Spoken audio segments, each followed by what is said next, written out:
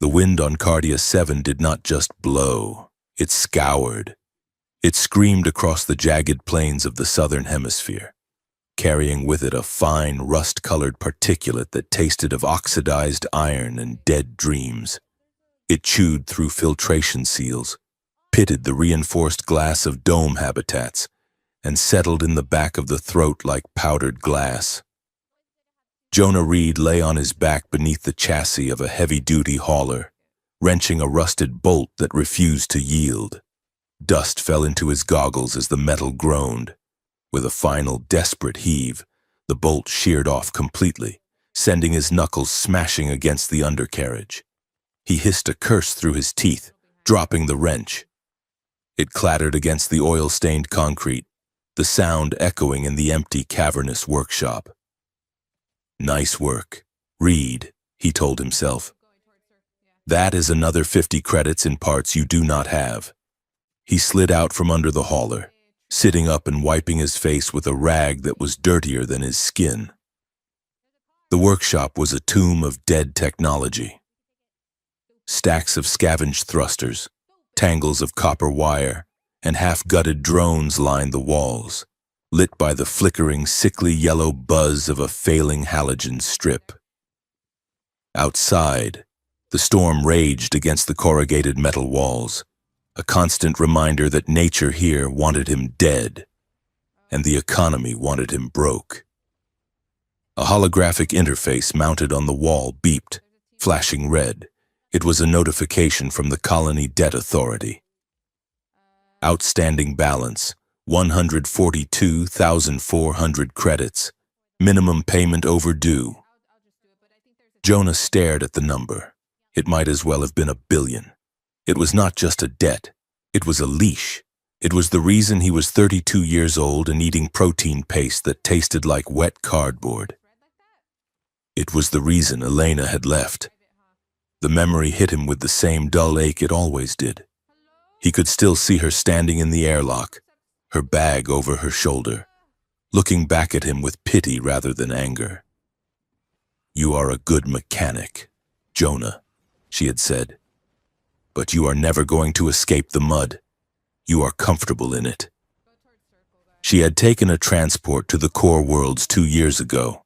Last he heard, she was managing a hydroponics district on a water world, breathing air that had never touched rust. Jonah was still here, fixing hover conveyors for corporate strip miners who paid him in script that lost value every week. The workshop door slid open with a grinding screech, letting in a swirl of red dust. A man in a crisp blue corporate suit stepped in, wrinkling his nose as he surveyed the mess. It was Vance, the sector liaison for the Harmony program. "Mr. Reed," Vance said, his voice smooth and detached, like an artificial intelligence trying to mimic empathy. "I see you are still struggling with that intake manifold." Jonah stood up, wiping his hands on his coveralls. "Mr. Vance, if you are here for the rent, I need another week." The storm slowed down the supply drops. Vance stepped gingerly over a pile of scrap metal. "I am not here for the rent, Jonah. I am here because your file crossed my desk again. You are drowning. The corporation owns this land, this shop, and by extension a significant portion of your future labor. We value you. You have good hands. But the actuaries are getting restless." He tapped a bracelet on his wrist, and a large holographic projection sprang to life in the middle of the dingy room. It was the same advertisement playing on loop in the Colony Square, but here, in the dim workshop, it seemed aggressively bright. The Harmony program, unity across the stars. The images cycled, a human woman laughing while a four-armed alien engineer spun her around, a human man sharing a sunset with a blue-skinned diplomat. They looked happy. They looked wealthy. "Debt forgiveness," Vance said, gesturing to the glowing figures. "Full housing subsidies. Access to grade A medical. All you have to do is be part of the solution. The galaxy is a big, lonely place. Jonah, the corporation and the High Council have determined that interspecies integration is the key to stability. We need volunteers to prove it works. Jonah looked at the perfect smiles in the hologram. It is a mail-order spouse program. Vance, let us call it what it is. It is a diplomatic initiative, Vance corrected sharply. And for you, it is a lifeline. Sign the contract. Accept a match. Your debt is zeroed out the moment the binding ceremony is complete. You move into the Spire District. You get a life. Jonah, instead of this, Vance kicked a rusted gear with the toe of his polished boot. There is a catch, Jonah said. There is always a catch. Expectations, Vance said. We match you based on compatibility, but we also expect cooperation. These are sensitive times. Some matches serve higher interests. If you are matched, you help the spouse adjust. You report back on their integration. You are a good citizen. Vance stepped closer, his voice dropping. Look, Jonah, between us. You are a mechanic. You fix things. We might need you to fix a situation or two. Just keep your eyes open. Do that, and you are free. Or you can stay here, and I will have the marshals foreclose on this shed by Monday morning. Vance let the silence hang there, heavy and suffocating. He placed a data pad on the greasy workbench. Think about it, but not for too long. When Vance left, the silence in the shop was deafening. Jonah looked at the data pad. Then he looked at the red debt number on the wall. 142,000.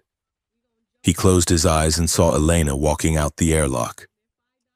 6 hours later, Jonah was at the Rusty Rat, a dive bar wedged between the hull of a crashed frigate and a toxic waste reclamation plant. The air smelled of cheap synthetic liquor and unwashed bodies. He was 3 drinks deep into a bottle of blue rotgut that tasted like battery acid and despair. It is a scam, Jonah mumbled, staring at the data pad on the sticky table. Across from him, his friend Kale, a scrawny hacker with cybernetic implants twitching around his left eye, shrugged. Kale was nursing a beer that was mostly foam. Everything is a scam, Kyle said. The colony is a scam. Gravity is a scam. But debt? Debt is real, if they are offering to wipe the slate. Jonah, you take it. Who cares if you have to marry a 3-eyed slug from the Nebula Rim? Just put a bag over the other 2 eyes. Jonah laughed, a dry, humorless sound. I am not looking for love. Kale, I just want to sleep in a room that does not leak sand. Then do it. Kale pressed, fill out the profile, game the algorithm. Jonah picked up the stylus. His hand was not entirely steady. He activated the Harmony Program application. Preferred species, open. Gender preference, female. Desired traits. Jonah hesitated. He looked at his scarred hands. He thought about the silence in his apartment. He thought about the sheer crushing weight of being small in a galaxy that was so incredibly large. He typed, self-sufficient, low maintenance, strong. He paused, then added with a bitter smirk, ideally does not talk much. Kale craned his neck to see. You are practically asking for a mining droid. The algorithm will probably match me with a rock, Jonah muttered. A nice, quiet, granite boulder. That is about my speed. He scrolled to the bottom. The disclaimer text was 4 pages long, dense with legal jargon about liability, cultural exchange mandates, and corporate indemnity. Jonah did not read a word of it. He pressed his thumb against the screen. The device buzzed. Application submitted. Processing. Let us drink to the happy couple. Kale cheered, raising his glass, to Jonah and his rock. Jonah clinked his glass against Kale's, to the rock. Light years away, in the deep void between star systems. There was no dust. There was only the cold, silent perfection of the Draco Imperial flagship, the Obsidian Wing. Sareth Cathara stood in the center of her quarters, a space larger than Jonah's entire workshop. The walls were lined with trophies of war, shattered helmets of void pirates, the crystallized heart of a nebula beast, and ancient blades forged from the bones of her ancestors.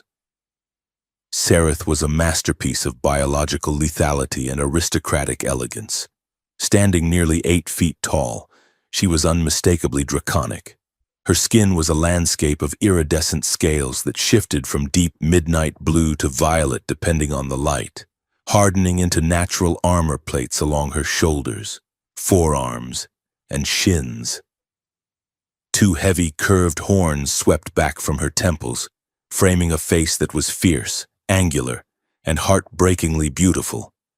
Her eyes were pools of burning gold, with vertical slit pupils that dilated as she breathed.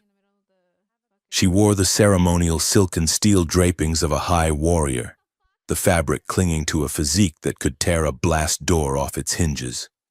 Her tail, thick and powerful, twitched with agitated energy, the spaded tip carving shallow grooves into the metal floor.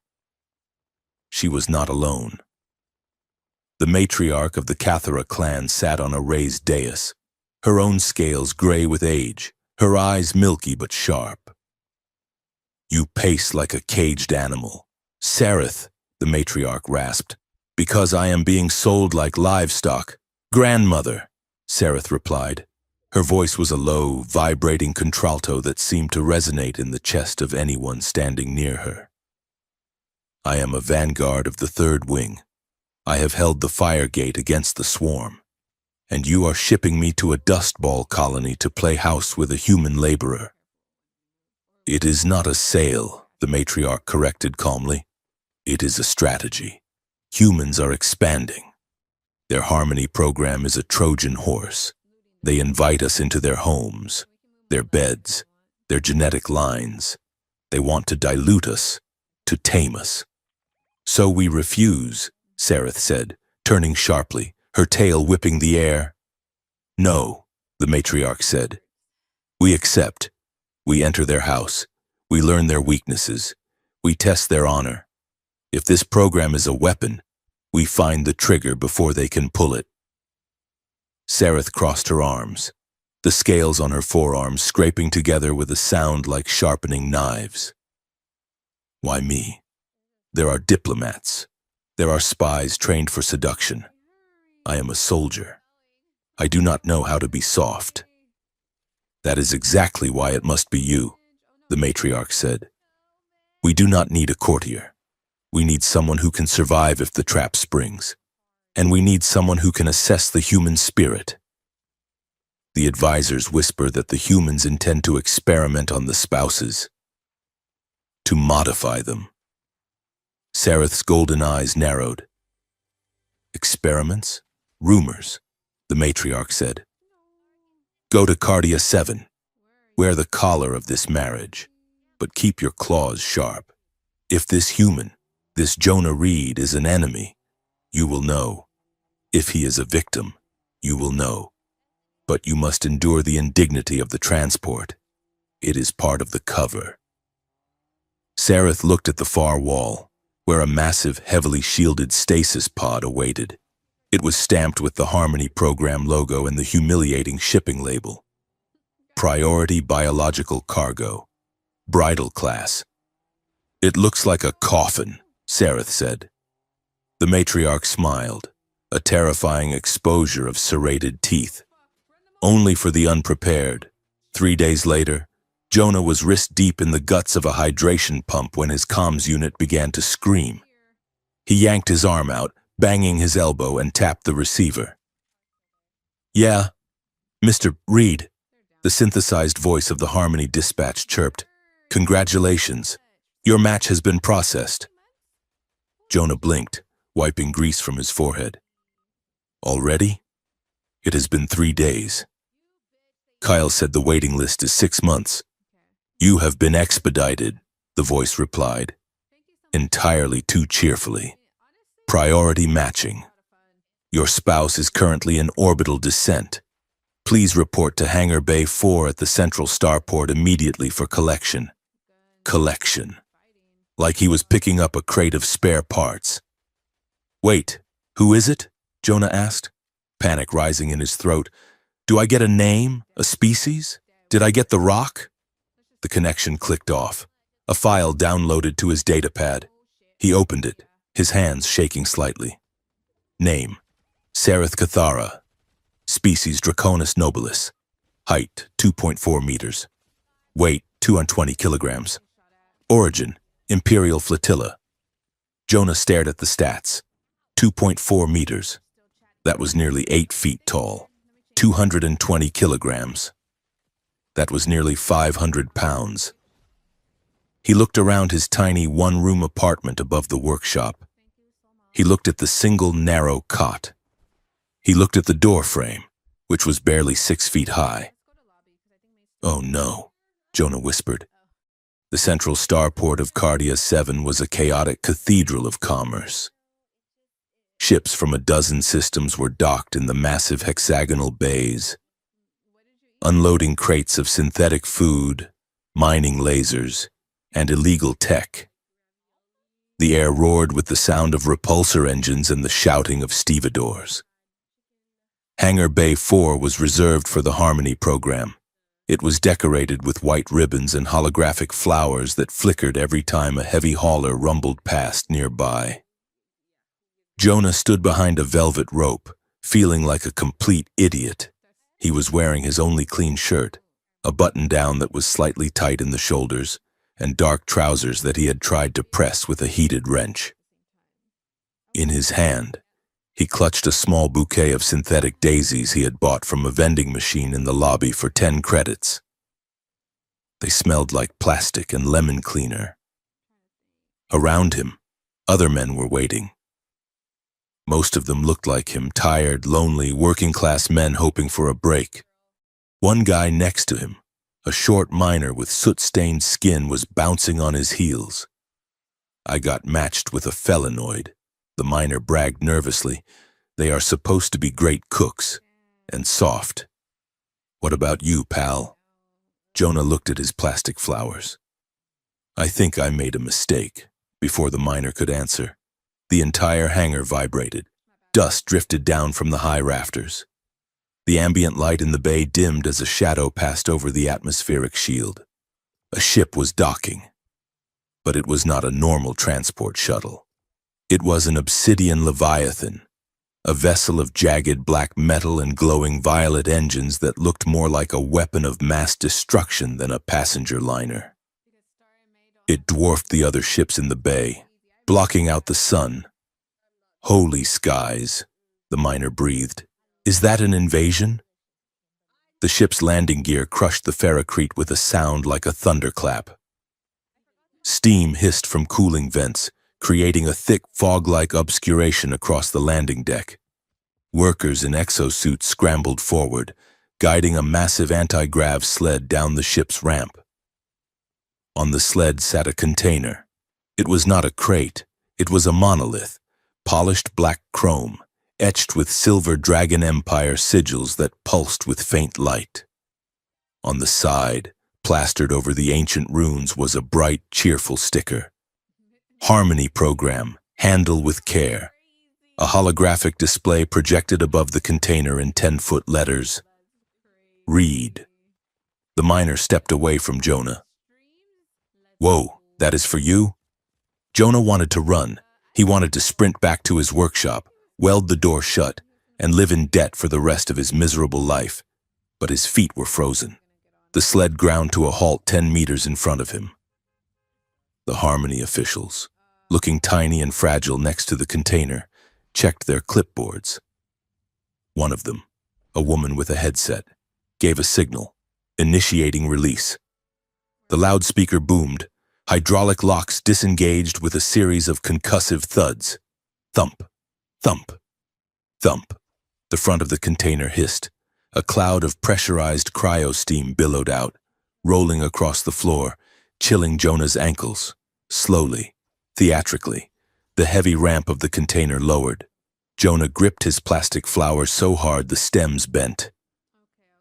Through the mist, a silhouette emerged, massive, shoulders that blocked out the lights of the bay, horns that curved up like a crown of bone. Sareth Cathara stepped out. The sound in the hangar died. The miners, the stevedores, the officials, everyone stopped. She was magnificent, and she was terrifying. She stood tall, her head nearly grazing the overhead piping. Her scales caught the harsh hangar lights, shimmering like oil on water. Her dark hair cascaded around her armored shoulders like a storm cloud. Her tail, thick as a python, swept behind her, curling possessively around her boots. She took a breath, expanding a chest that seemed armored enough to stop a railgun slug. Her golden eyes scanned the crowd, dismissing the armed guards, dismissing the other ships until they locked onto Jonah. She looked down, way down. Jonah felt the blood drain from his face. He felt agonizingly small. He was 5'10", a decent height for a human, but standing before her, he felt like a child. He felt the eyes of the crowd on him. Someone whistled. Someone else laughed, a sharp, cruel sound. "He is gonna get crushed," a voice heckled from the back. Jonah felt the heat rush to his ears. Humiliation burned in his chest, hot and acidic. He had signed up for a wife, and they had sent him a mythological monster, a warrior queen who looked like she could snap his spine with a sneeze. Sareth walked toward him. The ground seemed to tremble with each step. She stopped 2 feet away. The smell of her was distinct, spices, ozone, and something like burning wood. She looked at the pathetic plastic flowers in his hand. Then she looked at his face. Her expression was unreadable, her face a mask of aristocratic indifference. There was a silence that stretched for an eternity. Jonah realized he had to say something. He had to breathe. Jonah's voice cracked. He cleared his throat. "I am Jonah. Jonah Reed." Sareth tilted her head. Her horns dipped, casting a shadow over him. She spoke, her standard heavy with a guttural rolling accent that sounded like rocks grinding together deep underground. "I am Sareth of the Cathara, 3rd Wing Vanguard, daughter of the Ashen Peak." She paused, waiting for his formal titles. Jonah held up the flowers, his hand trembling slightly. "I fix engines." Sareth stared at him.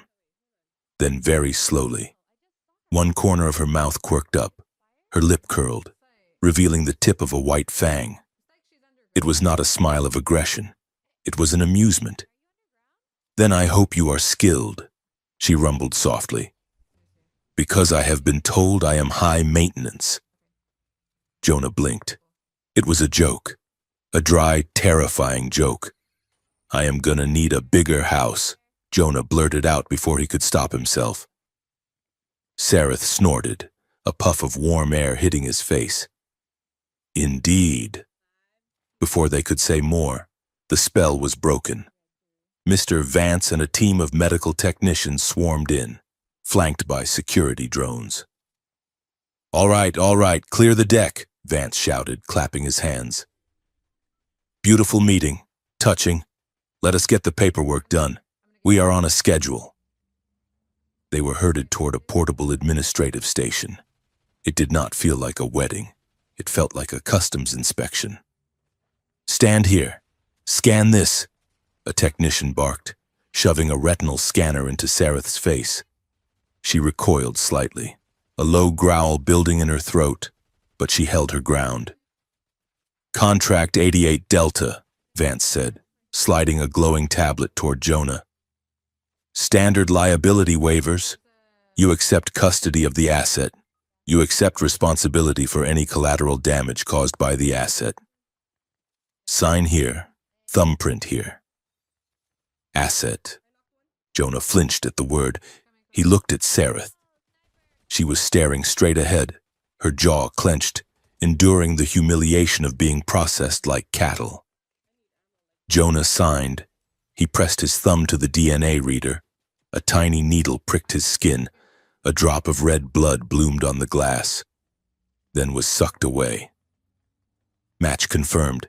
Debt status, pending clearance. "Congratulations," Vance said, sounding bored. "You are man and wife, or man and dragon. Whatever. Move along." As they turned to leave, walking toward the exit gates, Sareth paused. A medical drone was hovering near the exit, scanning everyone who passed. As Sareth walked through the beam, the light turned from green to amber. Jonah saw Sareth's eyes dart down to her chest, to the heavy bone crest that protected her heart. She touched it briefly. A man in a dark gray uniform, standing in the shadows behind Vance, tapped something into a comms unit.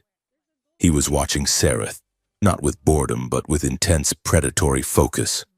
Sareth leaned down, her voice a whisper that only Jonah could hear. "Human," she murmured. "Your leaders. They are very eager to catalog my biology."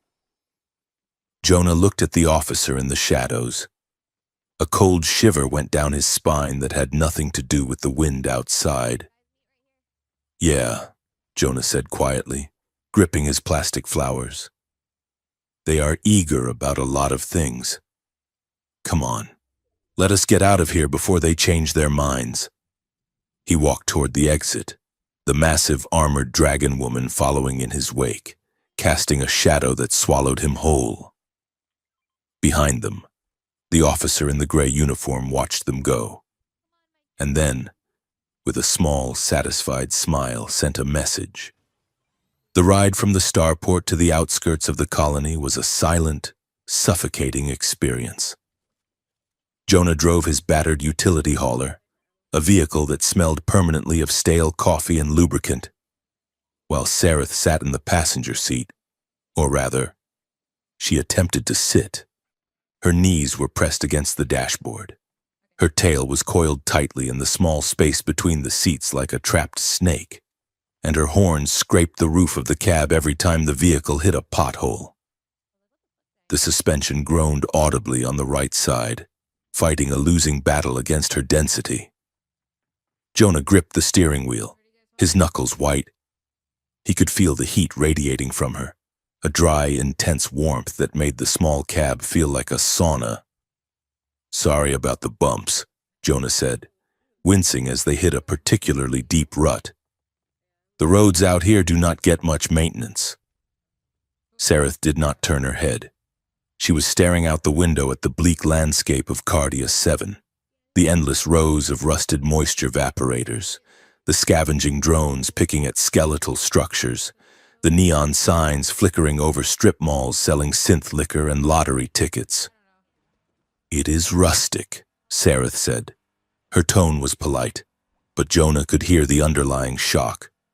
She was a highborn of the Dragon Empire, used to obsidian palaces and starships that hummed with infinite power. He was bringing her to a tin can in a junkyard. When they finally pulled up to his workshop, the sun was setting, casting long, bloody shadows across the metal siding. Jonah keyed the door code, and the heavy shutter rolled up with a shriek of protest. "Home, sweet home," Jonah muttered. They stepped inside. The workshop was cluttered with engine parts, hanging wires, and stacks of crates. The living quarters were up a narrow metal staircase on a mezzanine level that looked barely structurally sound. Sareth took a step forward and immediately had to duck. Her horns cleared the hanging light fixture by a millimeter. She straightened up, and the top of her head brushed a bundle of conduit cables. "Watch your head," Jonah said unnecessarily. "I am watching everything," Sareth replied, her golden eyes scanning the chaos. "You live where you work?" "Saves on commuting time," Jonah said, trying to make a joke of it. "Come on up. The kitchen, well, the hot plate, is upstairs." Sareth followed him up the stairs. The metal steps rang like gongs under her boots. When she reached the top, she had to stoop significantly to enter the living area. It was a single room with a low ceiling, containing a cot, a small table, 2 chairs, and a viewport that looked out over the scrapyard. She stood in the center of the room, hunching her shoulders. She looked like a tiger stuffed into a shoebox. "Please," Jonah said, gesturing to one of the plastic mold chairs by the table. "Sit. Relax. I will get you some water." Sareth nodded gratefully and moved to sit down. She lowered her massive frame with surprising grace, attempting to mimic the casual posture of a human. As soon as her weight settled, there was a sharp, violent crack. The plastic legs of the chair exploded outward. Sareth dropped straight down, hitting the floor with a heavy thud that shook the dust from the ceiling rafters. Jonah spun around, water glass in hand. "Are you okay?" Sareth sat amidst the ruins of the chair, her legs sprawled out, her tail twitching in irritation. She looked at the shattered plastic shards, then up at Jonah.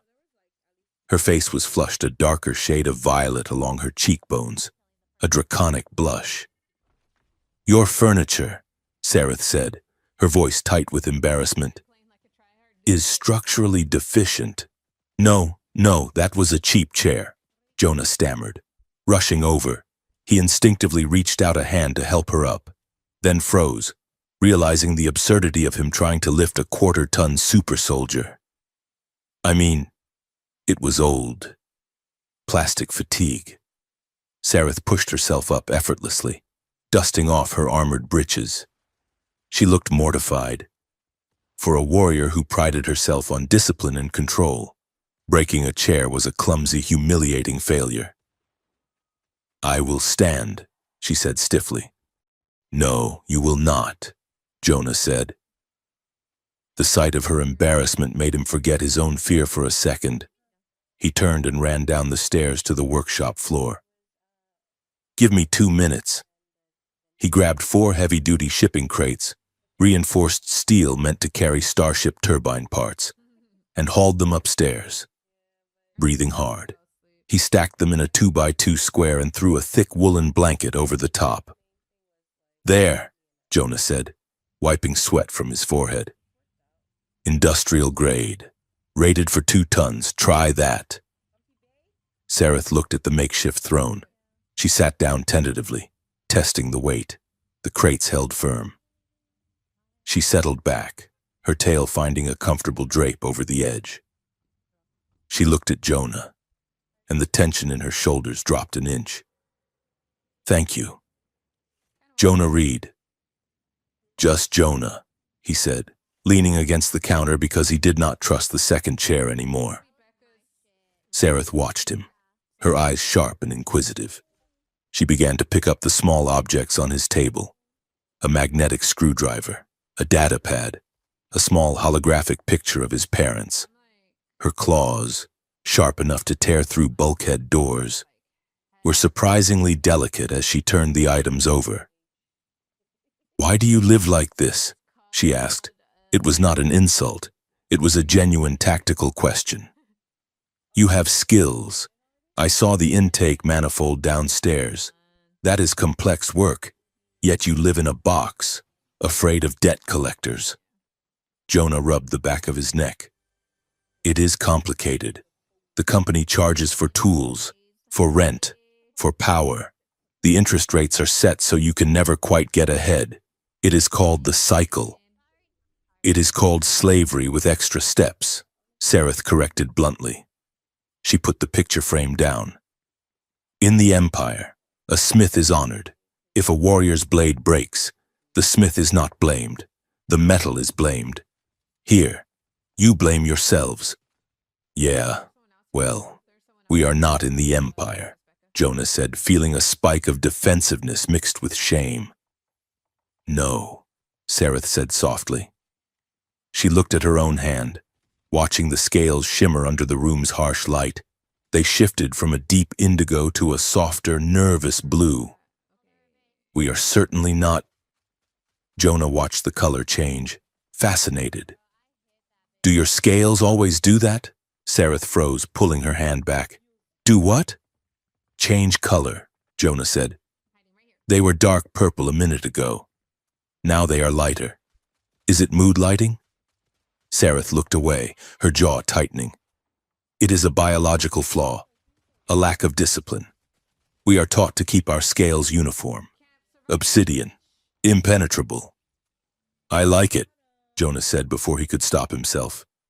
It is honest. Sareth looked back at him, startled. Jonah felt the heat rise in his cheeks. He was staring. He was standing in his rusty apartment, staring at a giant alien woman and thinking about how beautiful the iridescent patterns on her skin were. You humans blush so easily, Sareth observed, a hint of that earlier dry amusement returning to her voice. Your blood rushes to the surface. It is a terrible survival trait. It tells your enemy exactly when you are vulnerable. Good thing we are not enemies then, Jonah said. Sareth held his gaze, her golden pupils narrowing slightly. We shall see. As she shifted on the crate, Jonah noticed something. On her left side, just beneath the heavy armor weave of her tunic, there was a patch of scales that looked dull, cracked, and gray. She shifted her arm quickly to cover it when she saw his eyes track there. You are hurt, Jonah said. It is nothing, Sareth snapped, her voice suddenly cold. An old scratch. It looks infected, Jonah said, stepping closer. I have a medkit. I said it is nothing. Sareth stood up, the movement so fast it blurred. She towered over him, her chest heaving, her presence suddenly filling the room with threat. Dragon women do not bleed. Jonah read, we do not break, and we do not need human bandages. Jonah stood his ground, though his heart was hammering against his ribs. Fine, you do not bleed. But if you pass out on my floor because of sepsis, I am not carrying you down those stairs. Sareth stared at him, her nostrils flaring. Then, the tension broke. She let out a short, sharp breath that might have been a laugh. Fair point, she conceded, sitting back down on the crates. But I will tend to it myself. The next evening, the welcome banquet was held in the glittering atrium of the corporate sector. It was a world away from Jonah's workshop, a place of glass floors, floating lights, and waiters offering trays of hors d'oeuvres that cost more than Jonah's monthly food budget. Jonah felt like he was wearing a costume. His formal suit, rented by the Harmony program, was too tight in the collar and too loose in the waist. Beside him, Sareth was a vision of terrifying grandeur. She wore a gown of dark, liquid silk that left her scaled back exposed, draped with chains of platinum. Her horns were polished until they gleamed. Smile, whispered the Harmony media director, a woman with a smile so fixed it looked painful. Hold hands. The galaxy is watching. Jonah reached up and took Sareth's hand.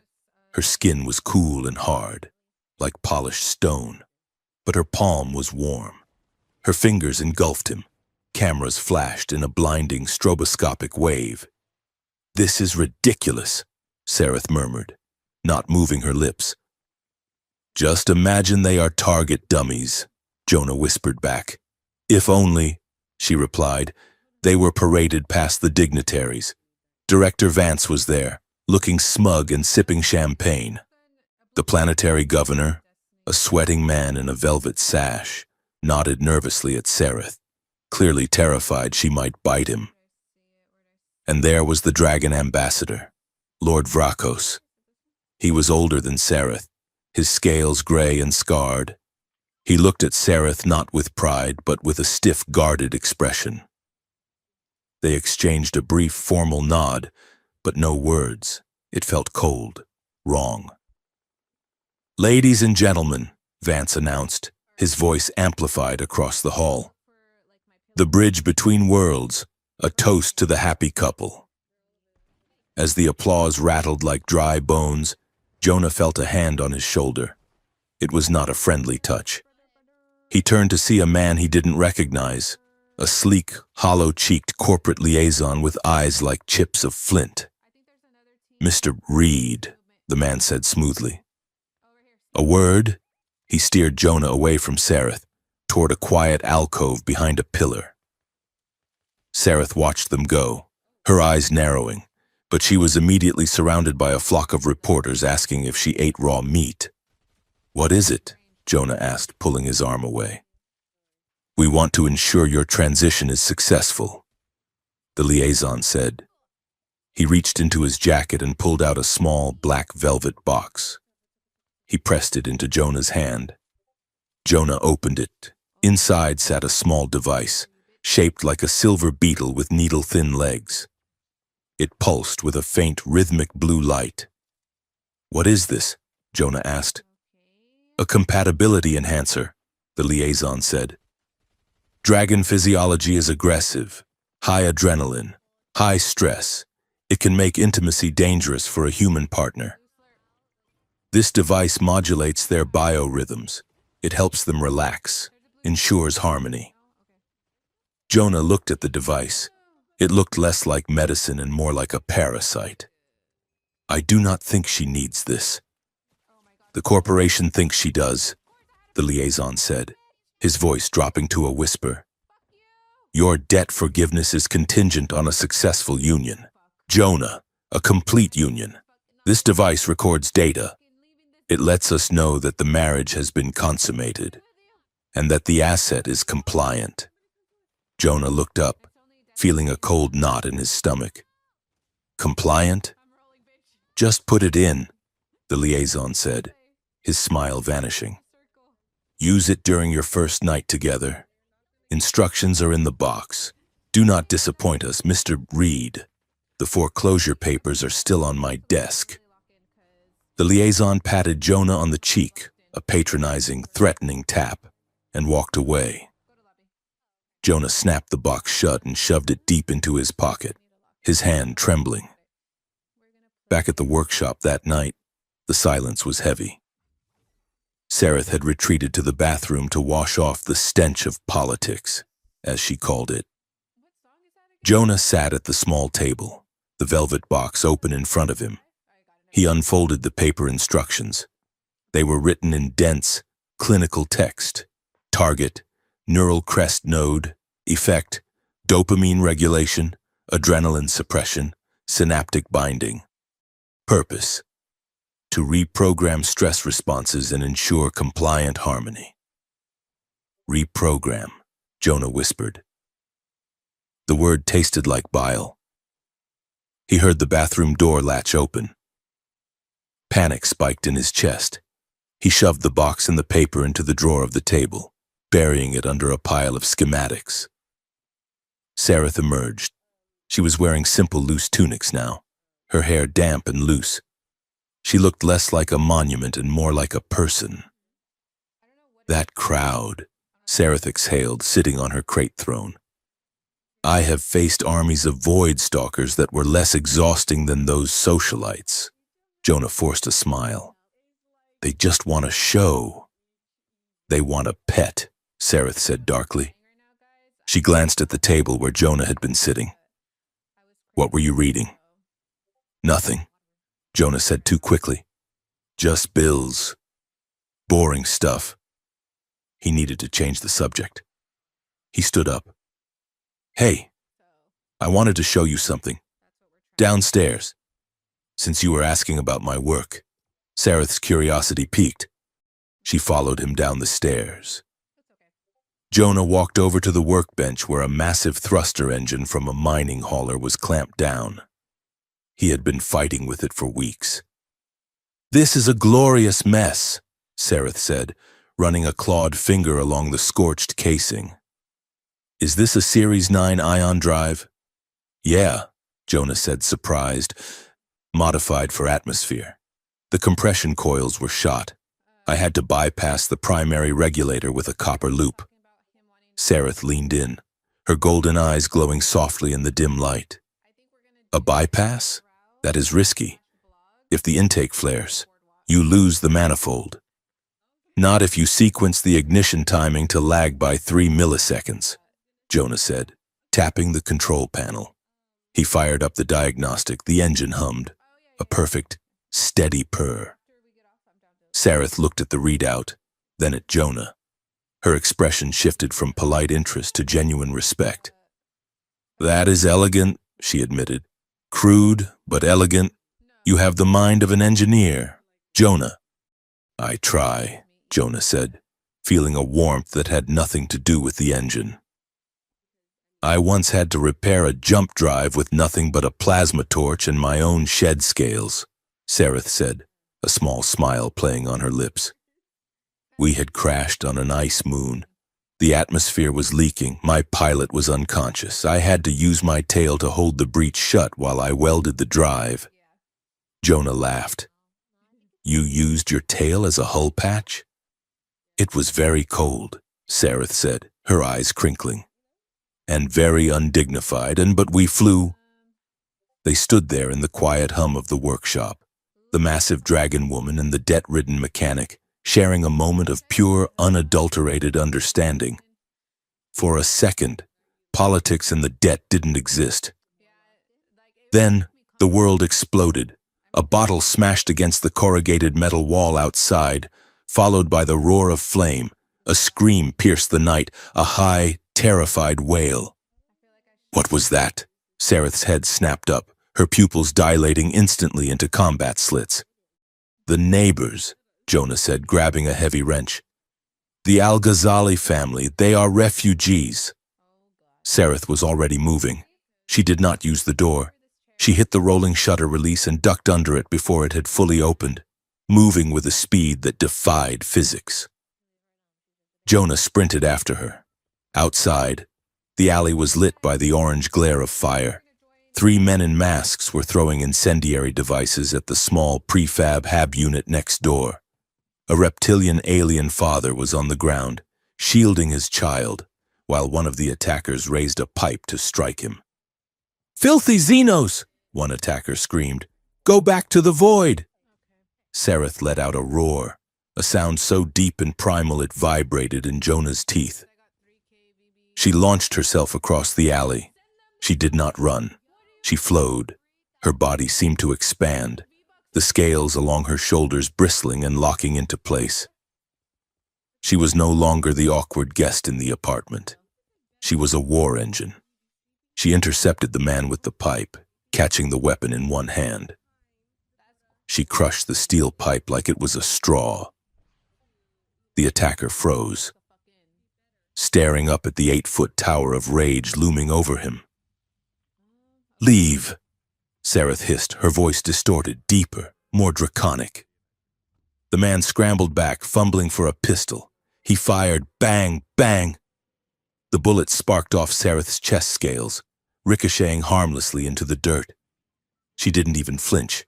She backhanded the man, sending him flying 10 feet into a pile of trash. The other 2 attackers turned to run, but Sareth swept her tail out, knocking their legs out from under them. They hit the ground hard. "Police, don't move!" A spotlight blinded them. A Harmony security drone hovered overhead, followed by a patrol cruiser screeching around the corner. The officers jumped out, weapons raised. But they weren't aiming at the attackers. They were aiming at Sareth. "Step away from the humans," the lead officer screamed. "Monster!" Down on the ground. Sareth froze. She looked at the officers, then at the neighbors she had just saved.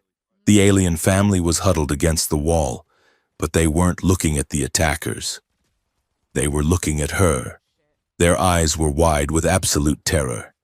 They were afraid of her. "I stopped them," Sareth said, her voice shaking slightly as she shifted back, her scales smoothing down. "She is aggressive," the officer yelled, finger tightening on the trigger. "Neutralize the asset." "No!" Jonah threw himself between the guns and Sareth. He held up his hands, the wrench still clutched in one. "Do not shoot! She saved them. Check the drone footage. These guys were firebombing the house. She used excessive force, the officer spat. She used necessary force, Jonah screamed back. Look at the wall. Look at the fire. If you shoot her, I will sue the department into the ground. I am recording this. The whole Harmony network is watching. He wasn't recording anything, but the threat of bad PR made the officer hesitate. The drone whirred, scanning the scene, confirming the incendiary devices in the attacker's hands. Fine, the officer growled, lowering his weapon slightly. We will take these 3. But you keep that thing under control. Reed, next time, we will not ask. The police dragged the groaning attackers away. The neighbors scrambled inside their scorched home, slamming the door without a word of thanks. They were too scared of the dragon in the alley to speak. Jonah turned to Sareth. She was standing in the middle of the street, the firelight reflecting off her scales. She looked invincible. But when she looked at him, her eyes were swimming with moisture. They looked at me like I was the villain, she whispered. They were scared, Jonah said, reaching out to touch her arm. She pulled away. I am a monster here, Jonah. That is all I am. A weapon you keep in your shed. She turned and walked back into the dark workshop, leaving Jonah standing alone in the smoke.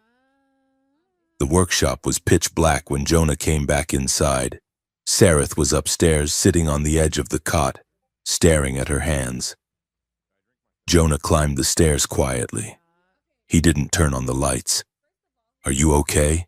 He asked softly. I nearly killed that man, Sareth said, her voice hollow. I felt his ribs crack. It felt good. To stop the threat. That is what I am made for. War. Not this. Not banquets. Not living in a box. You did the right thing, Jonah said, sitting on the floor near her feet. Did I? Sareth looked at him. In the heat of the moment, my instincts took over. What happens if I lose control with you? You are so soft, Jonah. You break so easily. I am tougher than I look, Jonah said. No, you are not, Sareth said sadly. And I am terrified. I am terrified that one day I will turn in my sleep and crush you, or that I will get angry and forget who you are, or that, she hesitated, that I will be used, that they will make me hurt you. Jonah thought of the velvet box in the drawer, the compatibility enhancer. The reprogramming. He felt a surge of nausea. She was afraid of her own nature, and the corporation was planning to strip that nature away to make her safe. I will not let that happen, Jonah said fiercely. We will figure this out. I will buy steel-reinforced furniture. I will get a bigger bed. I will weld a roll cage around myself if I have to. Sareth let out a wet, snorting sound that was almost a laugh. A roll cage? Yeah. Make it comfortable. Put some cup holders in it. Sareth looked down at him. In the darkness, her eyes were soft, glowing with a faint bioluminescent light. She reached out and touched his hair. One tip of a razor-sharp claw grazed his ear, gentle as a feather. You are a strange human, Jonah Reed. I am a desperate mechanic, Sareth Cathara. The moment hung between them, fragile and heavy with unspoken things. Jonah wanted to tell her about the device. He wanted to warn her, but he was afraid of the debt, afraid she would leave, afraid of the guys in the suits. Beep. The silence was shattered by Jonah's datapad lighting up on the table. He picked it up. The screen bathed his face in harsh blue light. Priority alert from Harmony headquarters. What is it?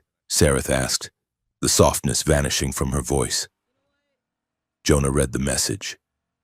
We are being summoned to the capital, to Lumenspire. Why? It says security concerns, Jonah read, his stomach dropping.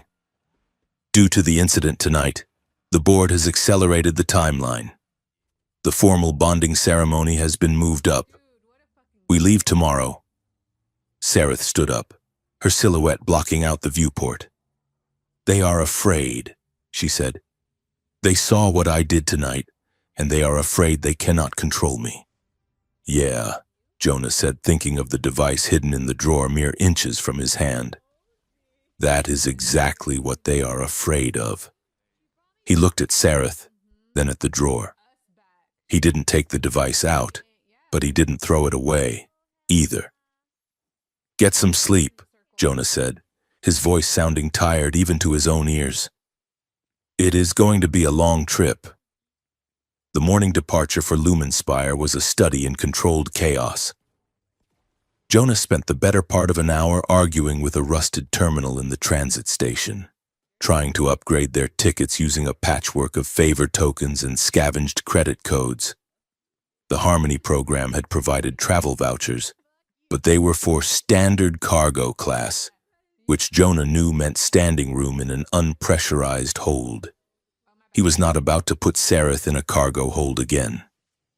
Come on, Jonah muttered, sweating as he inputted a code he had traded a fuel cell for 3 months ago.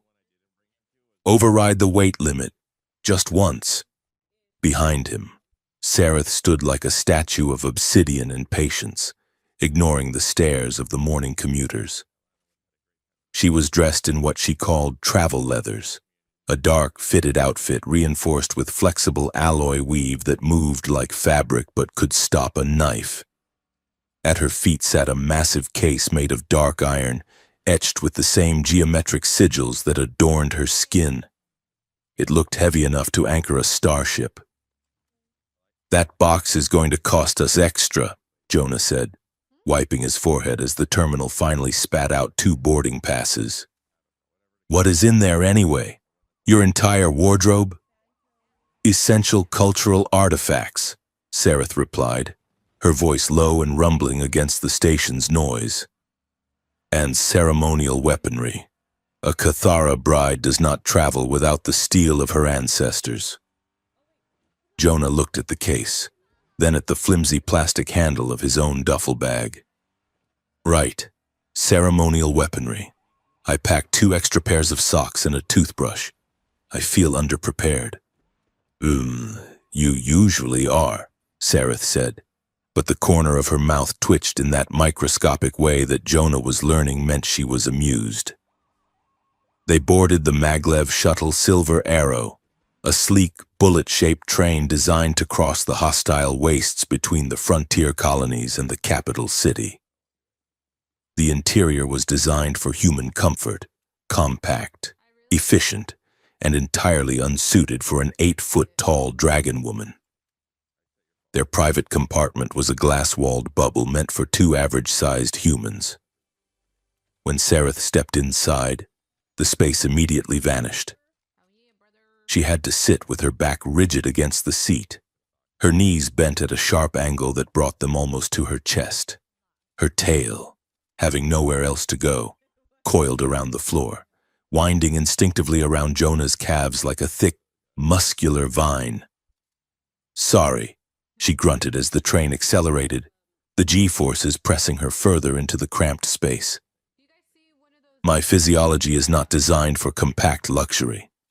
It is fine, Jonah said, his voice sounding tighter than he intended. The physical proximity was overwhelming.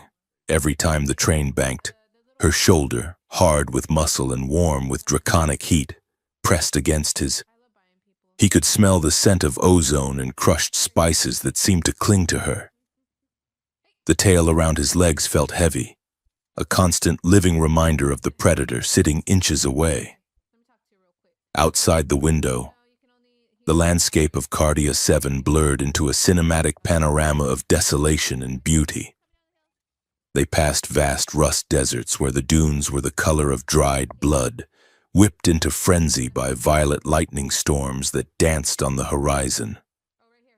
Far in the distance, the orbital elevators, the beanstalks, rose like threads of diamond light, piercing the smog layer to connect the planet to the wealth of the void above. Sareth pressed her hand against the thick glass, her claws clicking softly. She watched the scarred land with an intensity that made Jonah look away from the view to watch her instead. "It is a wounded world," Sareth murmured. "You can see where the mining lasers cut the veins of the mountains. The earth is still bleeding."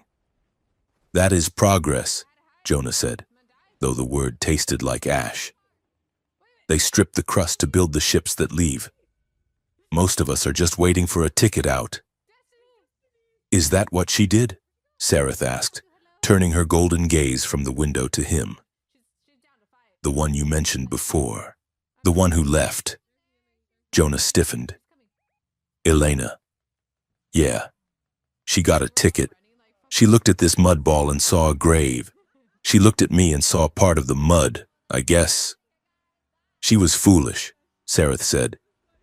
It was not a question. It was a statement of fact, delivered with the absolute certainty of a judge. "A mechanic who can make a broken engine sing is worth 10 diplomats who can only talk about the engine. You have value. Jonah Reed, even if you cannot see it." Jonah felt a lump form in his throat. He looked down at his hands, scarred and stained with grease that never quite washed off. "I am just a guy with a lot of debt." "Sareth, which brings me to, well, I guess I should ask. Did you know?" "Know what?" "That I signed up for the money," Jonah said. The confession felt heavy, but necessary. "I did not pick you because I have a thing for giant warrior women. I picked open on the application because I was drowning. I needed the payout. I thought if I told you, maybe it would make this less weird." Sareth fell silent. The train hummed, a magnetic vibration that rattled the teeth. Her tail tightened slightly around his ankle. "In the Empire," she began, her voice soft. "Courtship is not about romance. It is about assessment. We have the trials of ash. A suitor must walk through a corridor of white fire to reach his intended. It proves resilience. It proves he wants the union enough to burn for it." She looked at him, her eyes searching his face. "You walked through a fire of debt and shame to stand here," she said. "I do not care that you were desperate. Desperation makes a creature sharp. It makes them honest. I would rather be with a desperate man who admits his fear than a wealthy one who lies about his courage."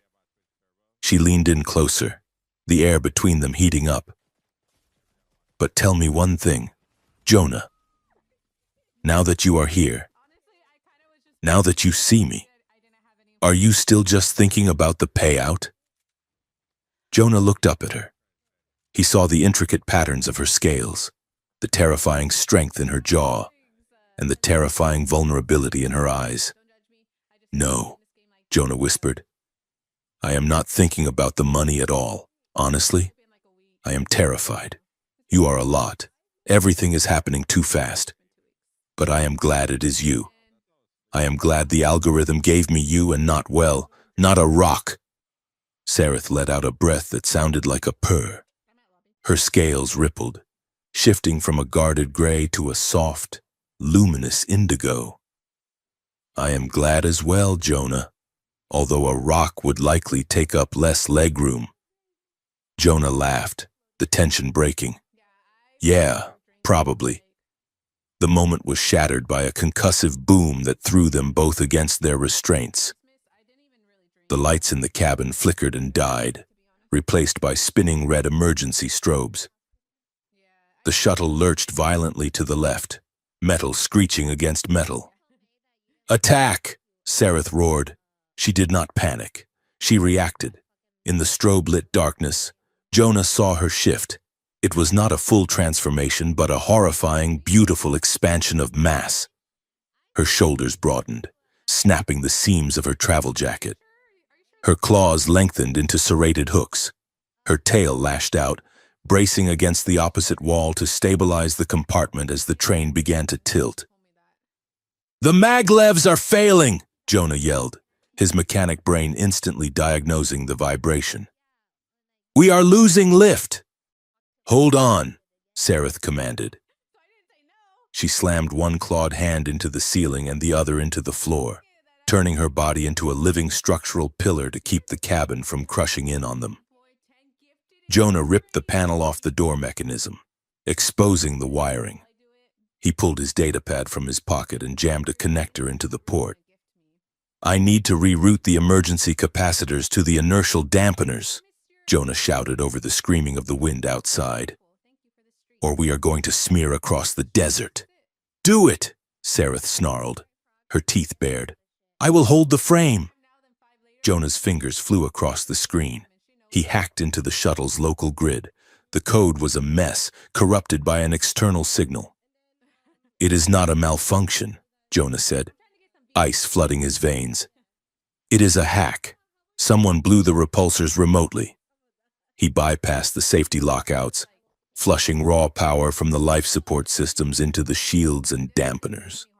The train leveled out with a bone-jarring thud, skidding along the emergency rail instead of crashing. Through the shattered window, Jonah saw them. Drones. 3 of them, black and sleek, keeping pace with the slowing train. They weren't scavenger drones. They were military-grade hunter-killers. Get down! Jonah screamed. A laser beam sliced through the cabin, searing the air inches from Sareth's head. Sareth didn't duck. She lunged. With a roar of defiance, she punched through the reinforced glass of the window, shattering it outward. She grabbed the edge of the jagged frame, her scales deflecting the wind that howled into the cabin at 300 kilometers an hour.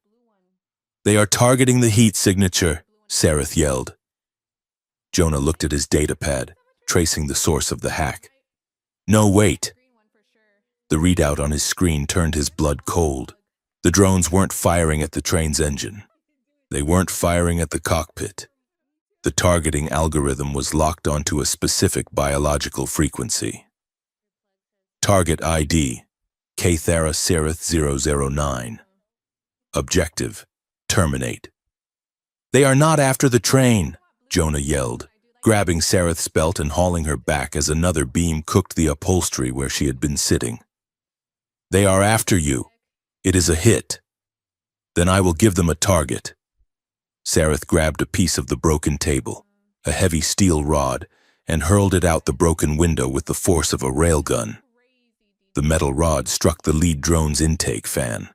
The drone exploded in a ball of orange fire, sending shrapnel into the one behind it. The third drone peeled off, retreating into the storm. The train groaned, grinding to a halt on the emergency track. Silence rushed back into the cabin, heavy and ringing. Sareth slumped back against the seat, her chest heaving. Smoke curled from her scales where a laser graze had scorched her armor. She looked wild, dangerous, and magnificent. Are you hit? Sareth asked, her golden eyes scanning Jonah for blood. I am fine, Jonah said, his hands shaking as he disconnected his datapad. But Sareth, that code, it was keyed to your DNA. Someone does not want you reaching Lumen Spire. Sareth touched the scorched scales on her arm, her expression hardening into something cold and ancient. Then we are exactly where we need to be. An enemy only strikes when they are afraid you are getting close. The arrival at Lumen Spire was not the triumphant entry the brochures promised. The silver arrow limped into the station, smoking and battered. Harmony security teams swarmed the platform, but their reaction was unsettling. They did not offer medical aid. They did not ask about the attackers. Step aside, Mr. Reed, a security officer in a pristine white uniform barked, shoving a scanner toward Sareth. We need to verify the asset's stress levels. Cortisol spikes can damage the reproductive viability markers. Someone just tried to blow us out of the sky, Jonah shouted, stepping between the officer and Sareth. Why aren't you scrambling interceptors? I have the drone signatures. We have it under control, the officer said dismissively, not even looking at the datapad Jonah held out. Please proceed to your assigned accommodation. The incident is being scrubbed from the public feed to prevent panic. Smile for the cameras in the lobby. Jonah looked at Sareth. She was standing perfectly still, enduring the scans with a look of supreme contempt. She didn't say a word, but her tail was lashing back and forth with enough force to crack the concrete platform. They were ushered into a limousine and driven through the gleaming, multi-tiered streets of the capital. Lumenspire was a paradise compared to the frontier. Towers of glass and light, waterfalls cascading down the sides of skyscrapers, floating gardens. But to Jonah, it looked like a cage with gilded bars. Their hotel suite was the penthouse of the Harmony Prime Tower. It was opulent, vast, and cold. The walls were floor-to-ceiling glass, offering a panoramic view of the city lights. As the door sealed shut behind them, the silence of the room felt oppressive. Sareth walked to the window, looking out at the glittering city. She still carried the heavy iron case. She had refused to let the bellhops touch it. She set it down on a velvet ottoman with a heavy thud. "They did not care," Sareth said quietly. "They did not care who attacked us. They only cared if my biology was intact." "I know," Jonah said. He felt the weight of the velvet box in his pocket. It felt like it was burning a hole through the fabric. He needed to tell her. He needed to get this over with. The pressure from Vance, the debt, the terrifying attack. It all pushed him toward the only instruction he had been given. Ensure compliant harmony. "Sareth," Jonah said, his voice sounding thin in the massive room. She turned to face him. She looked exhausted. The adrenaline of the fight had faded, leaving her looking vulnerable, her scales dull and gray. "I have something for you," Jonah said. He reached into his pocket and pulled out the box. "The liaison gave it to me at the banquet. He said it was important." Sareth frowned, her brow furrowing. "A gift?" "Sort of," Jonah said. He opened the box. The silver device sat on the velvet, pulsing with its sickly blue rhythm. In the dim light of the hotel room, it looked malevolent. "He called it a compatibility enhancer," Jonah said, trying to force a light, joking tone to mask his own nausea. "Said it would help with the nerves, help you relax, just a little marriage aid, right? Like vitamins." He took a step forward, lifting the device. "Supposedly, it goes right here." He gestured vaguely toward her chest, near the base of her throat where the heavy bone crest protected her heart. Sareth's reaction was immediate and terrifying. She didn't move away. She went completely stillness. It was the stillness of a prey animal realizing the trap had snapped shut.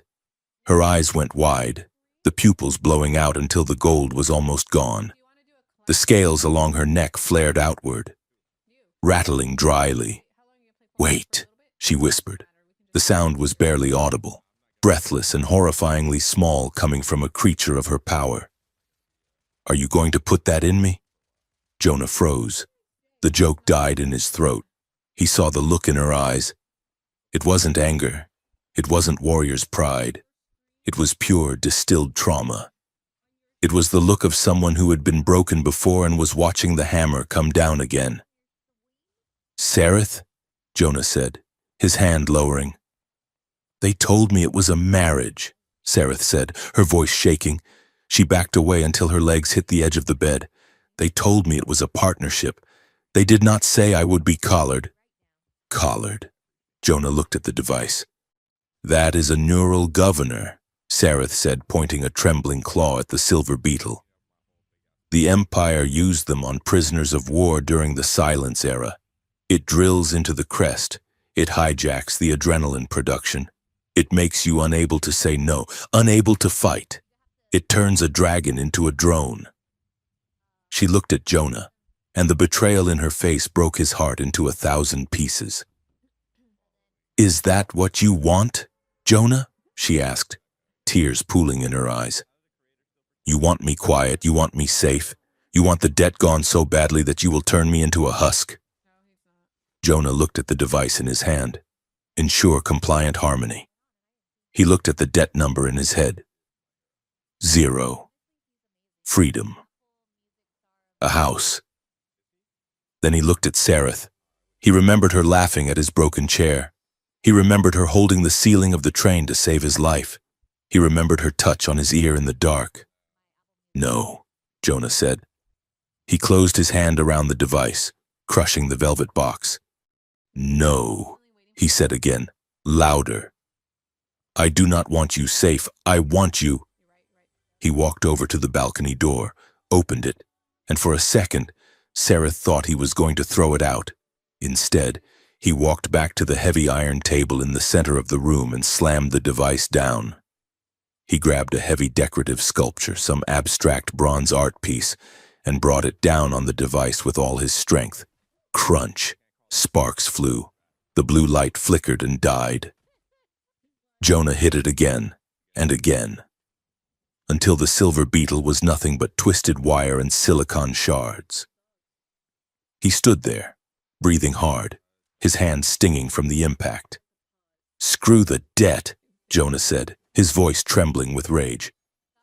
And screw them. He looked up at Sareth.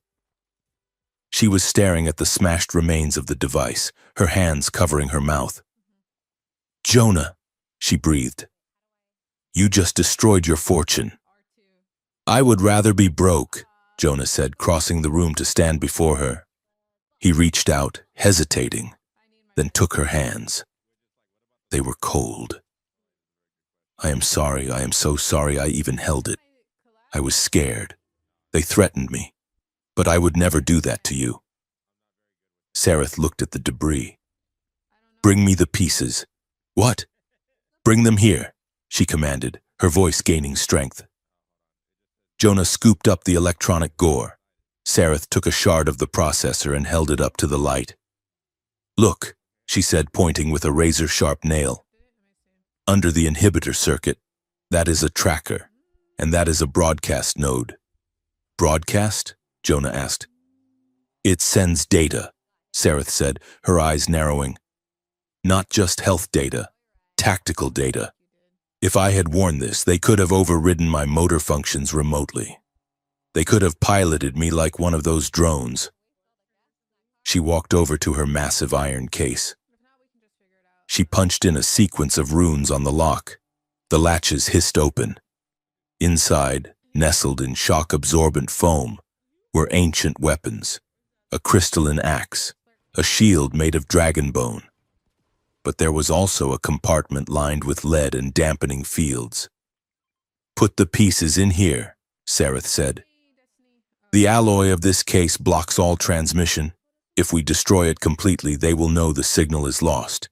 If we keep it here, the dampening field will mimic a dormant signal.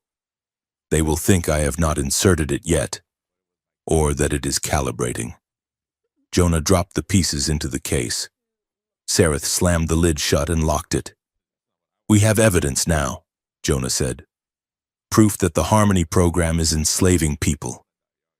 Yes, Sareth said. She turned to him. The fear was gone, replaced by a fierce, burning warmth. You chose me, Jonah.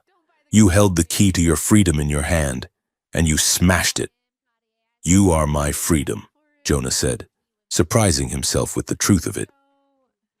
I am not free if I am your jailer. Sareth looked at him for a long moment. Then, she moved. She did not embrace him. She was too large, and the moment was too fragile for the clumsiness of a hug. Instead, she lowered her head until her forehead rested against his. Her horns curved around him like a protective cage. He could feel the heat radiating from her skin. He could feel the vibration of her purr in his own skull. We cannot sleep in that bed, Sareth whispered. It is monitored. I found cameras in the sensors. The bathroom? Jonah suggested. The fan is loud. The floor, Sareth said. By the window, where we can see the sky. They dragged the bedding to the floor near the balcony. They lay down in the dark. the lights of Lumenspire casting long shadows across the room. They did not touch in a sexual way. The air was too thick with danger and the raw, open wound of the almost betrayal. But they lay close. Jonah lay on his back, staring at the ceiling. Sareth lay on her side, her massive form curled around him, her tail resting heavily across his legs, pinning him to the earth. "I was afraid," Sareth whispered in the darkness, "when you held that box. I thought you were just another handler." "I am just a mechanic," Jonah whispered back. "I fix things. I will not break them." Sareth shifted, her hand moving in the dark until her fingers brushed his arm. She didn't pull away this time. "You fixed something tonight?" "Jonah Reed," she murmured, her breathing slowing as she drifted towards sleep. "You fixed the part of me that thought all humans were monsters." Jonah lay awake long after her breathing leveled out into a deep, rhythmic rumble. He watched the lights of the capital city, realizing that for the first time in his life, he wasn't looking for a way out. He was exactly where he needed to be. In danger? With her. The headquarters of Harmony Corporation in Lumenspire was less a building and more a vertical city of glass and arrogance. It pierced the smog layer of Cardia 7 like a crystalline needle, rising into the thin, clear air where the sunlight was actually white instead of the dusty ochre of the surface. Jonah stepped out of the grav lift onto the observation deck of the 100th floor, and his stomach did a slow, sickening roll. The floor was transparent plasteel, beneath his boots. The city dropped away in a terrifying vertigo of neon canyons and traffic lanes. "Try not to look down," Sareth murmured. She stood beside him, solid and heavy, her claws clicking faintly on the clear floor. She did not look like she belonged here. The pristine, sterile aesthetic of the tower, all white curves and floating holographic banners, clashed violently with her dark, battle-scarred scales and the ancient iron aura she carried. The banners were everywhere. 10-foot-tall projections of smiling humans holding hands with multi-limbed insectoids, or laughing beside silicon-based life forms. Unity, prosperity, harmony. "It is a zoo," Sareth said, her voice low enough that the passing interns with their tablets could not hear. "A very clean, very expensive zoo. And we are the prize exhibits," Jonah replied, adjusting the collar of the fresh suit they had forced him into. It fit better than the rental, but it felt like a uniform. At the end of the hall, double doors slid open with a whisper of displaced air. Director Vance stood there, arms spread wide, his smile as bright and artificial as the lighting strips in the ceiling. "Our survivors," Vance boomed, walking toward them. "Look at you two, walking through fire and coming out forged in steel. The media is eating it up. The attack on the shuttle? A tragedy, of course, but the narrative? Pure gold. Love conquering adversity." Jonah felt his hands curl into fists. He forced them to relax. "We were almost killed, Director." "But you were not," Vance said, waving a hand dismissively. "And that is the point. You protected each other. It proves the compatibility index is flawless. Now come, we have a schedule. The ceremony is in 48 hours, and we need to ensure our stars are shining bright." He ushered them into a medical complex that occupied the entire eastern wing. It was a labyrinth of white machinery and robotic arms. "Standard protocol," Vance said, checking his datapad. "Stress tests, genetic sequencing, viral scans. We cannot have the bride sneezing during the vows, can we?" They were separated. Sareth was led into a reinforced isolation chamber that looked disturbingly like a containment cell for a hazardous biological specimen. Jonah watched through the observation glass as 3 medical droids swarmed around her. Scanning her crest, her tail, her reproductive glands. Sareth stood rigid, her eyes fixed on the wall, enduring the violation with a warrior's stoicism. But Jonah saw the subtle tremor in her hands. He saw the way her scales shifted to a dull, defensive gray. "Mr. Reed," a nurse drone chirped. "Please sit." Jonah sat at a diagnostic station. While the drone drew blood from his arm, his eyes wandered to the terminal left unattended by a technician who had stepped out for coffee. The screen was unlocked. Jonah's heart hammered against his ribs. He glanced at the drone. It was busy labeling vials. He leaned forward, his mechanic's fingers flying across the haptic interface. He didn't hack the system. He didn't have to. His file was open on the screen. Subject: Reed Jonah. Classification: Class C citizen, debt bonded. Match grade: optimal. Jonah scrolled down. The text was clinical, cold, and devastating. Psychological profile: subject exhibits classic signs of resource insecurity and low self-worth. History of abandonment: C. File Ref Elena. Highly suggestible to authority figures when financial relief is offered. Compliant temperament: mechanically skilled but emotionally malleable. Tactical notes: subject's financial desperation is the primary control lever. He is unlikely to ask questions if his debt is threatened. Recommended for high-risk dragon pairing due to low probability of resistance. He will normalize the spouse's aggressive traits to preserve his own stability.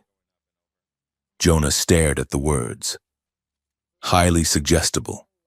Low probability of resistance. They didn't pick him because he was a good match.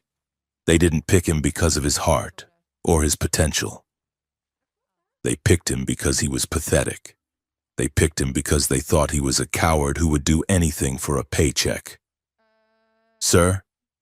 The technician returned, holding a cup of steaming calf. "Sir, step away from the terminal." Jonah stood up. The room felt suddenly small, the air too thin to breathe. "I am done," he said, his voice flat. "I am done with the blood draw." "We still need to run the neural baseline," the technician started. "I said I am done," Jonah snapped. He walked out of the medical bay, ignoring the protests of the staff. He waited in the corridor, vibrating with a rage so hot it made his vision blur. 10 minutes later, Sareth emerged. She looked shaken. She was rubbing her arm where a needle had probed deep between the scales. "They took samples of my marrow," she said, her voice tight. "They were checking for hybrid compatibility. They want to know if my genetic code can splice with human DNA." She looked at Jonah, expecting comfort. Instead, she found a man made of ice. "Did you know?" Jonah asked. Sareth blinked. "Know what?" "Did you know why they picked me?"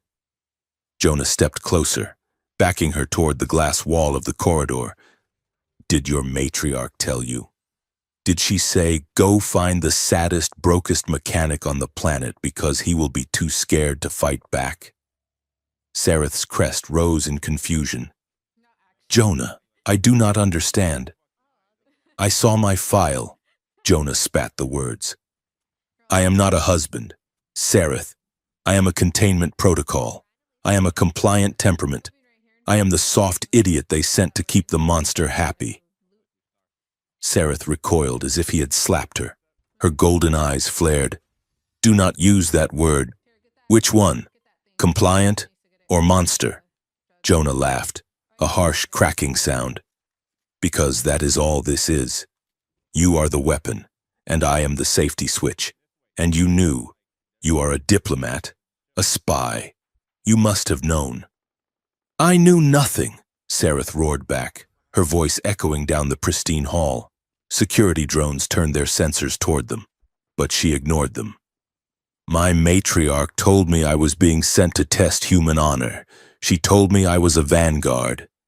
She did not tell me I was a broodmare sold to a man chosen for his weakness." The silence that followed was deafening. They stood inches apart, chest to chest, or rather, Jonah's chest to Sareth's abdomen. The air between them crackled with the energy of two people who had been stripped naked and whipped by the truth. Weakness, Jonah whispered. Is that what you see? A weak man? Sareth looked down at him. Her anger crumbled, replaced by a profound, exhausted sorrow. No. I see a man who destroyed a fortune to save me from slavery. That is not weakness, Jonah, but my matriarch. She lied to me, just as Vance lied to you. We are not partners in their eyes. We are products. I am the biological asset. You are the packaging. Jonah leaned his head back against the glass wall. The fight drained out of him, leaving only the cold clarity of the situation. They played us, Jonah said. Both of us. Yes, Sareth said. She reached out, her hand hovering over his shoulder, then resting there. The weight of her hand was grounding. So the question is not what we are to them. The question is what we do now. Jonah looked at the security camera in the corner of the ceiling. He looked at the gleaming white corridors that hid 1,000 dirty secrets. We find out the rest, Jonah said. I saw a schematic on the terminal before the tech kicked me off. There is a sub-level, Sector 9. It is not on the public map. The power draw for that sector is massive, enough to run a city block. A sub-level? Sareth's eyes narrowed. Restricted access? Extremely, Jonah said. But I am a mechanic, and this building has ventilation shafts. And I am a highborn of the Empire, Sareth said, straightening her spine. I do not crawl through vents, but I can ensure the guards are distracted. Getting down to Sector 9 was easier than it should have been, which terrified Jonah more than resistance would have. It meant the arrogance of the Harmony Corporation was absolute. They didn't think anyone would look. Jonah hot-wired the service elevator, bypassing the biometric lock with a splice tool he had kept in his pocket since leaving the workshop. Sareth stood in front of the camera, blocking the view with her massive frame, pretending to adjust her armor while Jonah worked behind her.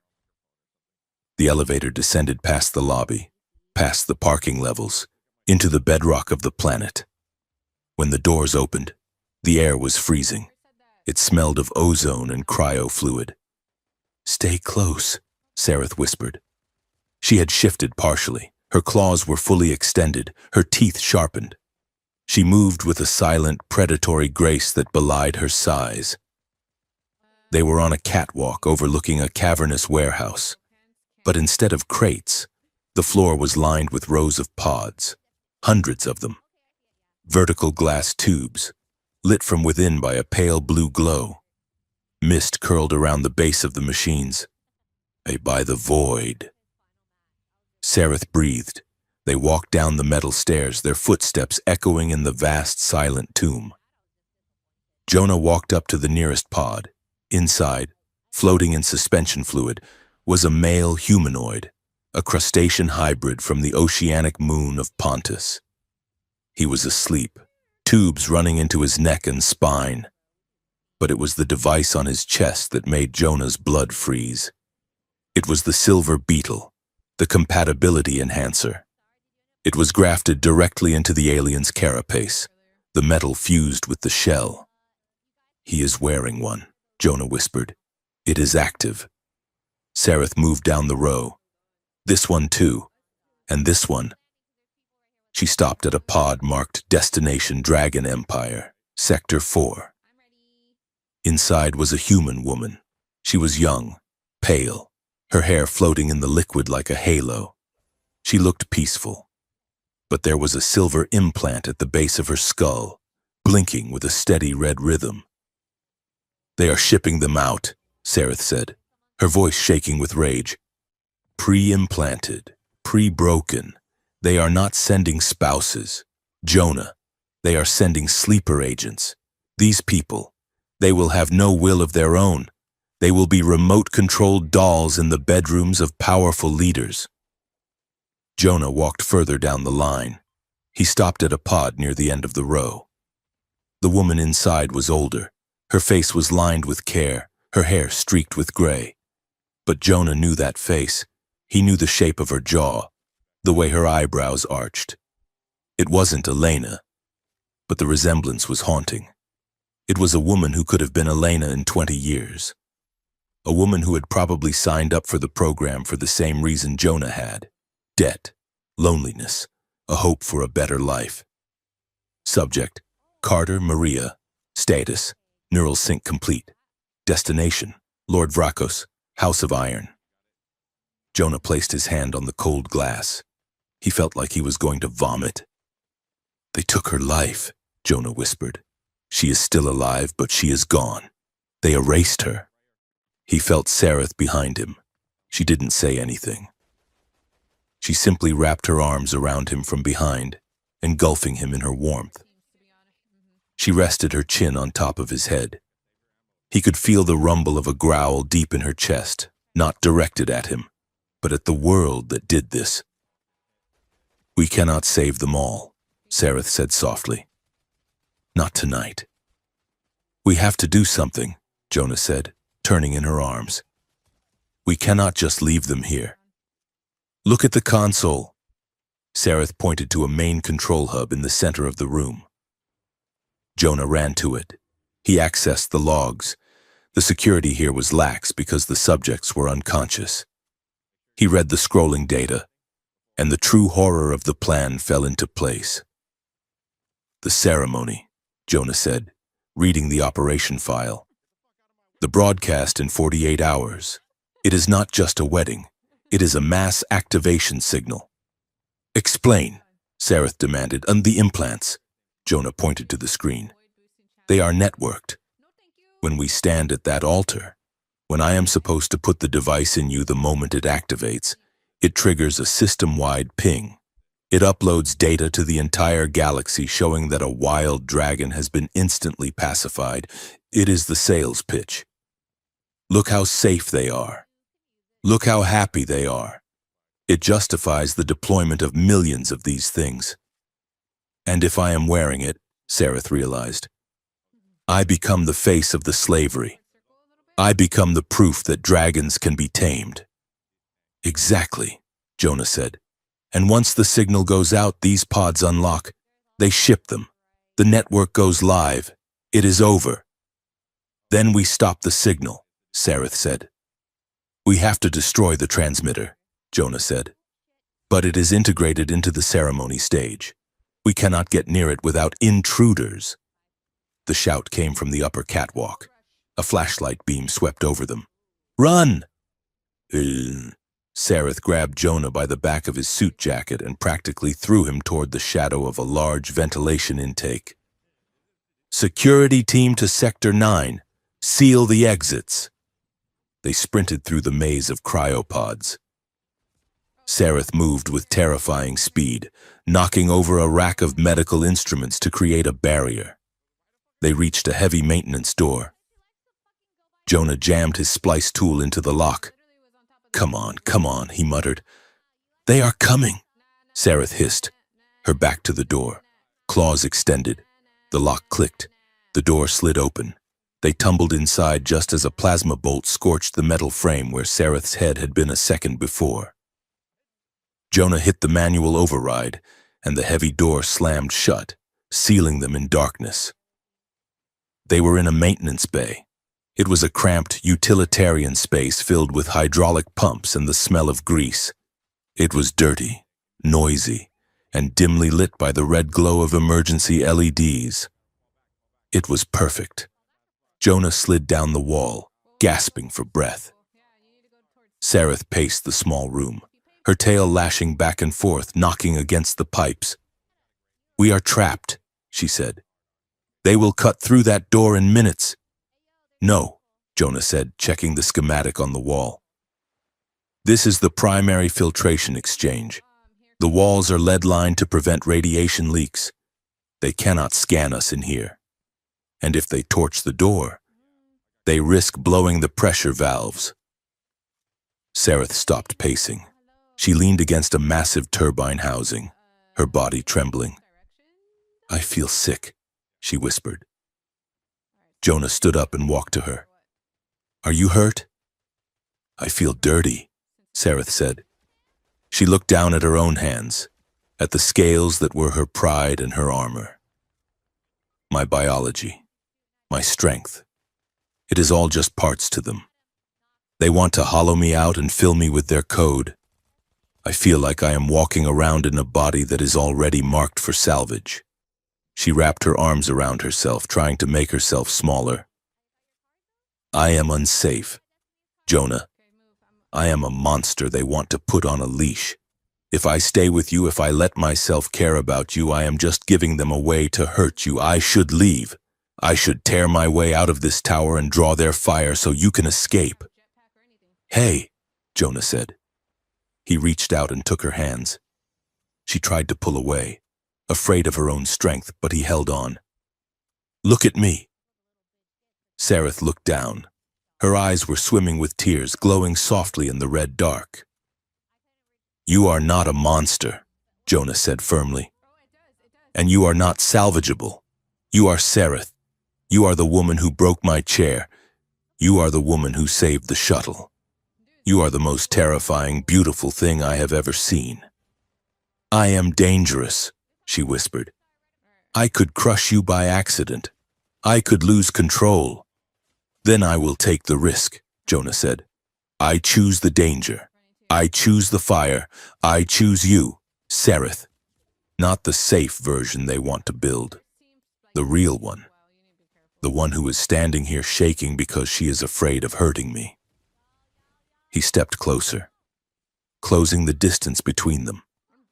He had to crane his neck to look her in the eye, but he didn't feel small anymore. "I wanted a payout," Jonah admitted, his voice rough with emotion.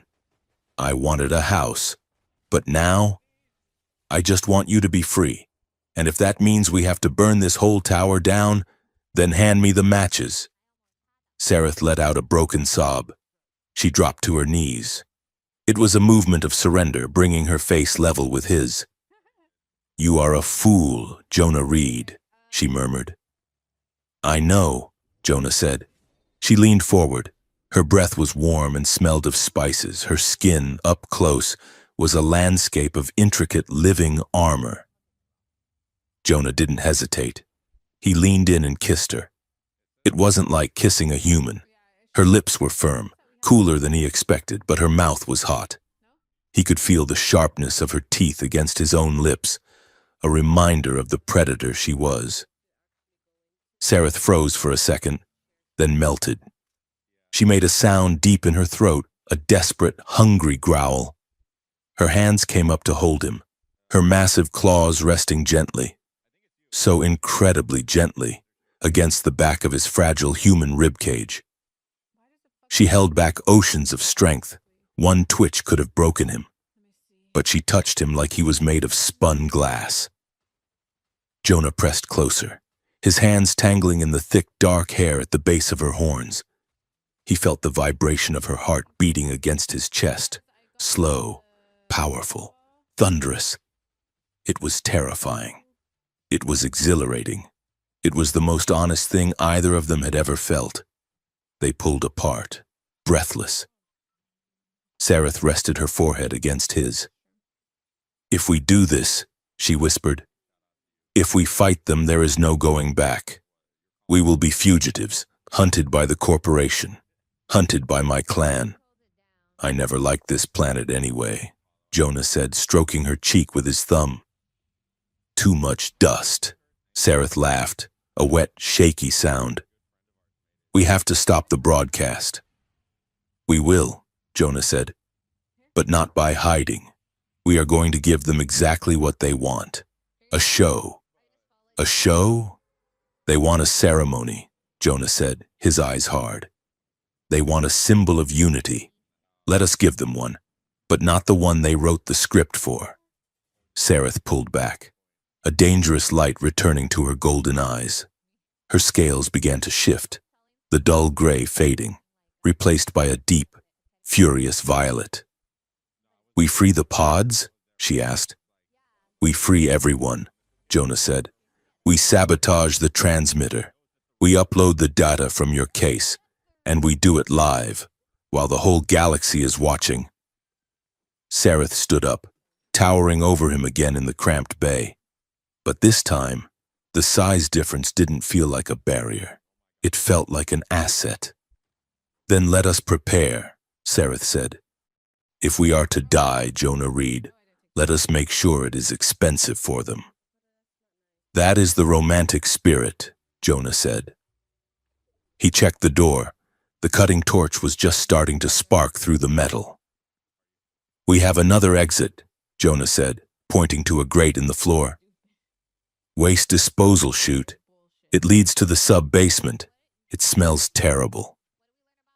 Sareth looked at the grate, then at Jonah. She smiled, and for the first time, it was a true smile, sharp, wild, and free. "Lead the way, husband." The ventilation shafts of Lumenspire were a stark contrast to the polished white marble of the upper levels. Down here, the city breathed. It smelled of recycled ozone, wet concrete, and the faint metallic tang of desperation. Jonah led Sareth through a maze of service conduits, their footsteps masked by the thrum of the massive atmospheric recyclers. Sareth had to move in a crouch, her shoulders scraping the sides of the tunnel, her tail held rigid to avoid knocking into the sensitive sensor arrays lining the walls. "We are meeting in a sewage reclamation plant," Sareth whispered, her voice vibrating in the confined space. "My ancestors held war councils in obsidian citadels inside active volcanoes. I am currently crouching in a pipe that smells like a wet dog." "It is a secure line," Jonah whispered back, checking his data pad. "And it smells like progress. Come on." They emerged into a small, abandoned control room that had been sealed off from the main grid. Two figures were waiting in the shadows of the decommissioned machinery. One was Kale, Jonah's hacker friend from the frontier. He looked out of place in the capital, wearing a nervous expression and a jacket that had seen better days. The other was a tall, slender dragon in diplomatic robes, his scales a muted, dusty green. Kale's eyes went wide as Sareth unfolded herself from the tunnel, rising to her full height in the cramped room. He took a step back, bumping into a console. "Jonah," Kale squeaked, "you said she was tall. You did not say she was a siege engine." "Sareth, this is Kale," Jonah said, ignoring the comment. "He is the best code breaker I know. And this is Pursat Valerius," the dragon aide said, bowing his head low. He did not look Sareth in the eye. "Third aide to Ambassador Vrakos. It is an honor, vanguard, and a shame." "Why a shame?" Sareth asked, her voice sharp. "Because of what we have allowed to happen," Valerius said. "I have heard the whispers in the embassy, warriors disappearing, messages from the homeworld being intercepted. The matriarchs are being told that the Harmony program is a resounding success, that our kin are happy. But I have seen the shipping manifests." Valerius tapped a holographic table, bringing up a complex web of data. "It is worse than we thought," Jonah said, stepping up to the map.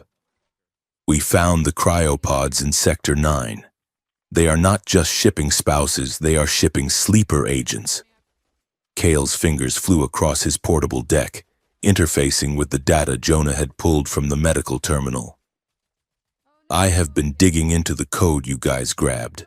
This is not just a marriage program. It is a mass deployment strategy for a neural override system.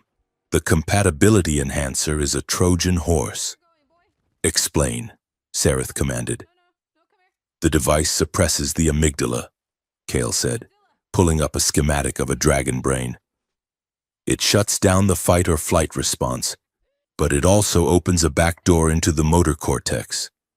Basically, if you wear this, someone with the right frequency can pilot you. They can turn off your aggression, Or they can dial it up to 11 and point you at a target.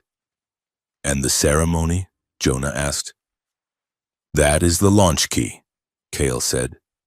The broadcast is going out on a galaxy-wide frequency. When they activate your implant on stage, Sereth, it sends a burst of telemetry data to every receiver in the system. It is a proof-of-concept demonstration. It says, look, even a vanguard of the third wing can be instantly tamed. Once that signal goes out, Valerius added, his voice heavy, the High Council will authorize the distribution of these implants to every dragon colony on the border. They are selling it as a peacekeeper initiative. Safe coexistence. It is a lie. It is an invasion without a single shot fired. And the pods? Sereth asked. Scheduled for transport immediately after the broadcast, Valerius said. Thousands of them. To human worlds, to dragon worlds. Families think they are getting loved ones. They are getting spies and assassins who do not even know they are weapons. The room fell silent. The hum of the recyclers seemed to grow louder. We cannot just hack the feed, Jonah said, pacing the small room. If we just interrupt the broadcast, they will claim it was a terrorist attack. They will spin it. They will say the wild dragons are trying to stop peace. We have to show them the truth, Sereth said. We have to show them what a real bond looks like, and what a violation their technology is. How? Kale asked. I can dump the data, the medical records, the internal memos, but people ignore data. They need a symbol. Sereth looked at Jonah. Her golden eyes were intense, burning with a strange, ancient resolve. The soul bond, she said. Valerius inhaled sharply. Vanguard, that is a myth, a ritual from the Age of Ash. It has not been performed in centuries, and never with a human. It is not a myth, Sereth said. It is biology. It is the resonance of two nervous systems synchronizing without technological interference. It requires absolute trust, absolute vulnerability. If we perform it on stage, live, the bioluminescence alone will prove that we are not modified. No implant can replicate the energy signature of a soul bond. You want to do magic on live TV? Kale asked skeptically. It is not magic, Jonah said, looking at Sereth. He understood. He remembered the heat of her skin, the way her purr vibrated in his own chest. It is a connection. Real connection. The exact opposite of what Harmony is selling. If we do this, Sereth said, there is no going back. It connects us, permanently.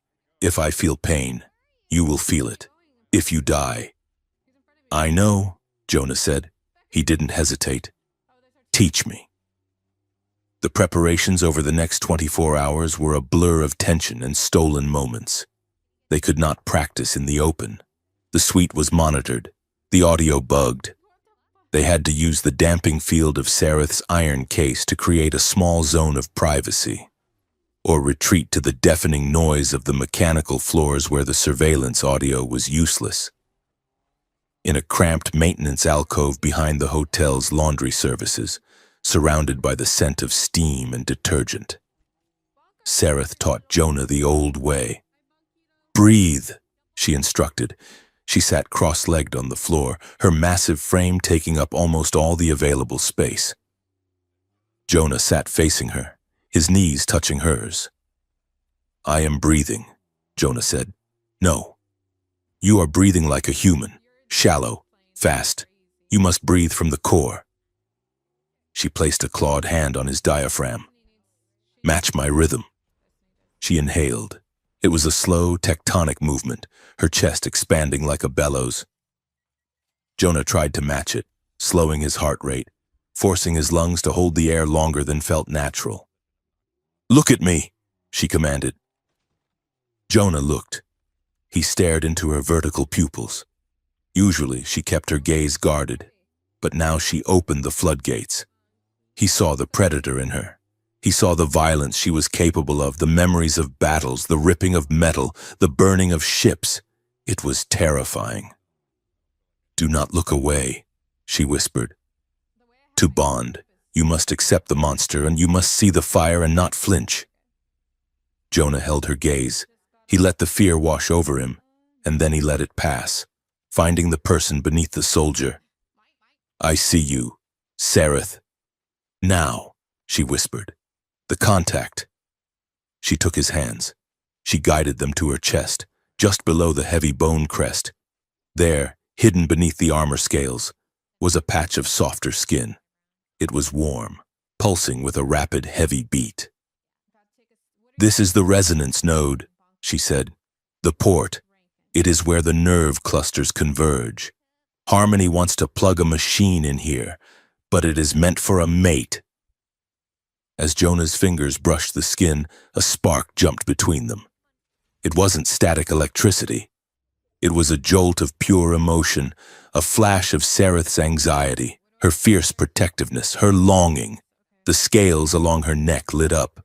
A soft violet bioluminescence began to flow through the patterns on her skin, pulsing in time with Jonah's own heartbeat. Kale, watching from a safe distance with a handheld scanner, gasped. "Whoa! The energy readings just spiked. It is like you two just formed a closed circuit. The interference patterns are beautiful." Jonah felt dizzy. He felt Sareth's emotions bleeding into his own. He felt her fear of the cage, and her overwhelming desire to keep him safe. "It works," Jonah whispered, pulling back, his hands shaking. The connection severed, leaving them both gasping for air. The physical pull between them was suddenly magnetic. Jonah wanted to lean forward, to press his mouth to hers, to finish what they had started in the maintenance bay. Sareth leaned in, her eyes half closed, her lips parting. "We cannot," Sareth murmured, her voice thick with desire. "Not yet. If we complete the bond now, the feedback loop will knock us both unconscious. We save it for the stage." "Right," Jonah said, his voice ragged. "Save it for the stage." He pulled away, his body aching with the denial. They sat there in the steam, two fugitives on the edge of a cliff, waiting to jump. Outside the tower, the city was a powder keg. Protests had erupted in the lower districts. Word of the defective spouses had leaked, rumors planted by Kyle on the deep net forums. Families who had not heard from their matched partners were gathering at the gates of the Harmony compound, holding pictures and demanding answers. Inside, the atmosphere was suffocating. Director Vance had doubled the security. Armed drones patrolled the corridors. Biometric locks were upgraded every 6 hours. Jonah had a job to do. While Sareth distracted the leadership, he had to plant the override codes that would allow Kale to hijack the broadcast signal. "Mr. Reed," a security AI voice chimed as Jonah knelt by a wall panel in the hallway, pretending to tie his shoe while sliding a data chip into a service port. "Loitering in Sector 4 is prohibited." "Just fixing a lace," Jonah said, standing up and flashing a harmless, goofy smile. "Lost my way to the dining hall. Big place you got here." The camera lens zoomed in, whirring. "Identity confirmed. Please return to the designated guest zones." Jonah walked away, sweat trickling down his back. That was the third chip. He needed 5 to create the mesh network Kale needed. Meanwhile, in the executive lounge, Sareth was playing a dangerous game. She sat on a velvet sofa that groaned under her weight, sipping tea from a cup that looked like a thimble in her hand. Director Vance sat across from her, looking pleased. "I must admit, Director," Sareth said, her voice pitched higher, softer than usual. She fluttered her eyelashes, a gesture that looked absurdly incongruous on a dragon warrior, but Vance seemed to buy it. "I was nervous about the ceremony, but Jonah, he is so calming. I think your enhancer device will be a great relief. Sometimes I feel so overwhelmed by my own nature." Vance smiled, a shark smelling blood. That is exactly why we created it, my dear. To help you, to burden you less with those primitive instincts. Primitive, Sareth repeated, testing the word. She leaned forward, letting a hint of her massive bulk overshadow him just for a second. Yes, I suppose that is what they are. I just worry about Jonah. He is so small, so fragile. If I were to accidentally squeeze too hard, the implant will regulate your strength output, Vance assured her. You will be as gentle as a kitten. A kitten, Sareth purred. The sound had a dangerous edge to it, like a saw blade cutting bone. How delightful. Jonah watched from the doorway, feeling a spike of irrational jealousy mixed with awe. She was playing Vance like a fiddle, using his own prejudices against him. But hearing her talk about being tamed made his skin crawl. He caught her eye. She winked, a micro gesture only he would see. The crisis hit 2 hours later. Jonah was planting the final chip in a ventilation unit near the main stage atrium. He was deep inside a service crawl space, his splice tool glowing in the dark. Click. The panel sealed. The network was live. Got it, Jonah whispered into his comms. Kale, you are green. Jonah, get out of there, Kale's voice screamed in his ear. Passive sweep just picked up your biosign. They know someone is in the vents. Sirens blared. Red lights flooded the crawl space. Freeze, a mechanical voice boomed. Security measures activated. Jonah scrambled back, but a containment field slammed down, locking him in a section of the duct. A side panel hissed open, and 2 security drones floated in, tasers charging. Subject identified, read Jonah, unauthorized access, detaining for questioning. They dragged him out. 10 minutes later, he was in a holding cell in the security wing. Vance was there, his friendly mask gone. What were you doing in the vents, Jonah? Vance asked, his voice cold. Getting cold feet? Trying to run? I was looking for a bathroom, Jonah lied weakly. I got lost. Do not insult me, Vance snapped. We found the data chips. You are sabotaging the facility. Who are you working for? The anti-alien leagues? Industrial spies? I am working for myself, Jonah said. I am just trying to survive your hospitality. We will see about that, Vance said. Prep the neural scanner. If he won't talk, we will pull the memories out. The door to the security wing exploded. It didn't open. It exploded. The metal buckled inward with a screech of tearing steel, flying across the room and smashing into the far wall. In the jagged opening stood Sareth. She was fully shifted into her combat form, a terrifying fusion of humanoid and dragon. Her armor was bristling, her horns seemed larger, and her eyes were burning with a golden fire that lit up the hallway. She let out a roar that shattered the glass of the observation booth. Where is he? Security guards raised their weapons, but their hands were shaking. Sareth, Vance shouted, hiding behind a desk. Stand down, this is a misunderstanding. Sareth stormed into the room. She grabbed a security drone out of the air and crushed it in one hand, sparks showering down around her. She ignored the weapons pointed at her. She marched straight to Jonah's cell, ripped the door off its hinges and hauled him out. She slammed him against the wall, not to hurt him, but to shield him with her body. She turned to face Vance, her teeth bared, saliva dripping from her jaws. You took him, she hissed, her voice distorted and guttural. He is mine, my mate, my horde. If you touch him again, I will burn this tower to the foundation and eat the ashes. It was a performance. It had to be. But as Jonah looked at her heaving chest and the dilated pupils, he wasn't so sure. It felt primal. It felt real. Vance looked at her, terrified but also calculating. He saw an unstable beast. He saw exactly the narrative he wanted to sell. Dragons are dangerous, possessive monsters that need to be controlled. Easy, Vance said, holding up his hands. Easy, Sareth? He was just lost. We were returning him to you, see? He is unharmed. Sareth growled, a low rumble that shook the floor. She ran her claws over Jonah's arms, checking for injuries, playing up the obsessive, animalistic protective instinct. He stays with me, Sareth snarled. Every second, until the ceremony. If he leaves my sight, I will kill everyone in this room. Vance nodded slowly. Of course, keep him close.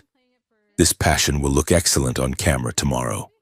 Once we install the implant, you will feel much better. Sareth grabbed Jonah by the collar and dragged him out of the room, still growling at anyone who looked at them.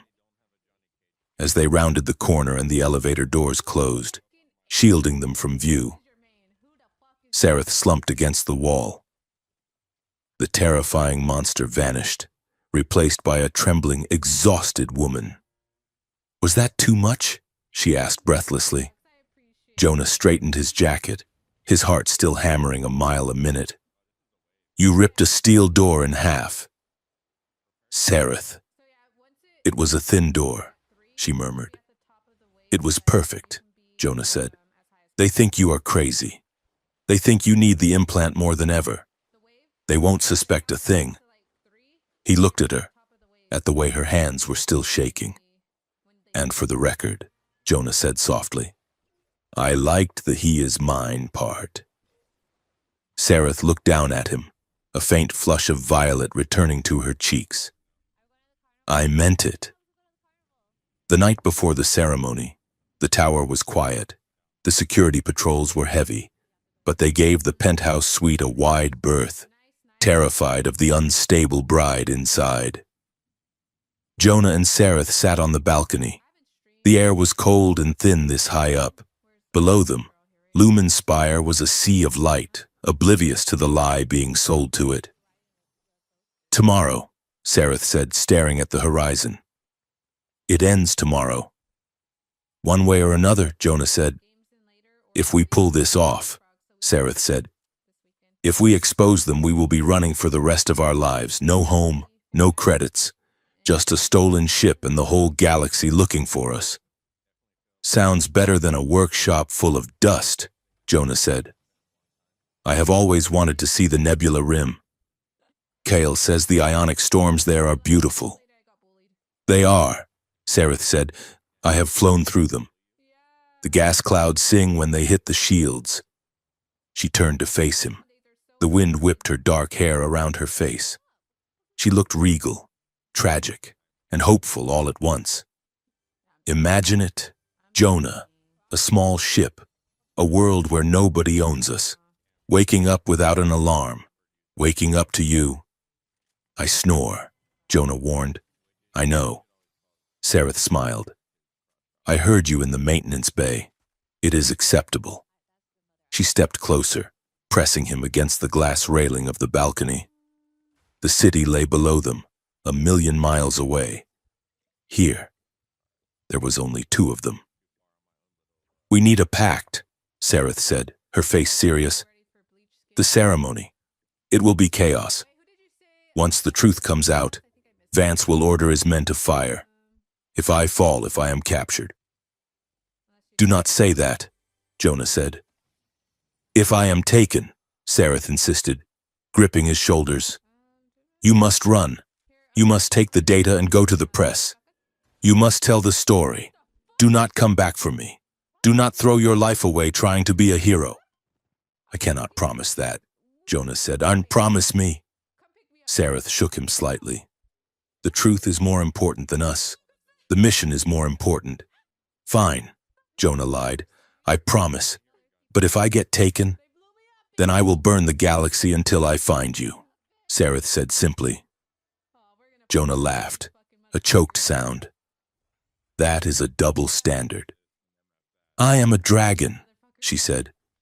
I am allowed to be hypocritical about my horde. She lowered her head. Her forehead rested against his. The cold glass pressed against Jonah's back. But Sareth's body was a furnace of warmth against his front, the physical longing that had been building between them. Through the awkwardness, the danger, the fear, finally crested. "Jonah," she whispered. She didn't have to say anything else. He reached up, cupping her face. Her skin was rough with tiny microscopic scales that felt like velvet sandpaper. He pulled her down. The kiss was not like the one in the maintenance bay. That had been desperate, hurried. This was slow. It was aching. It was a seal on a contract written in blood and hope.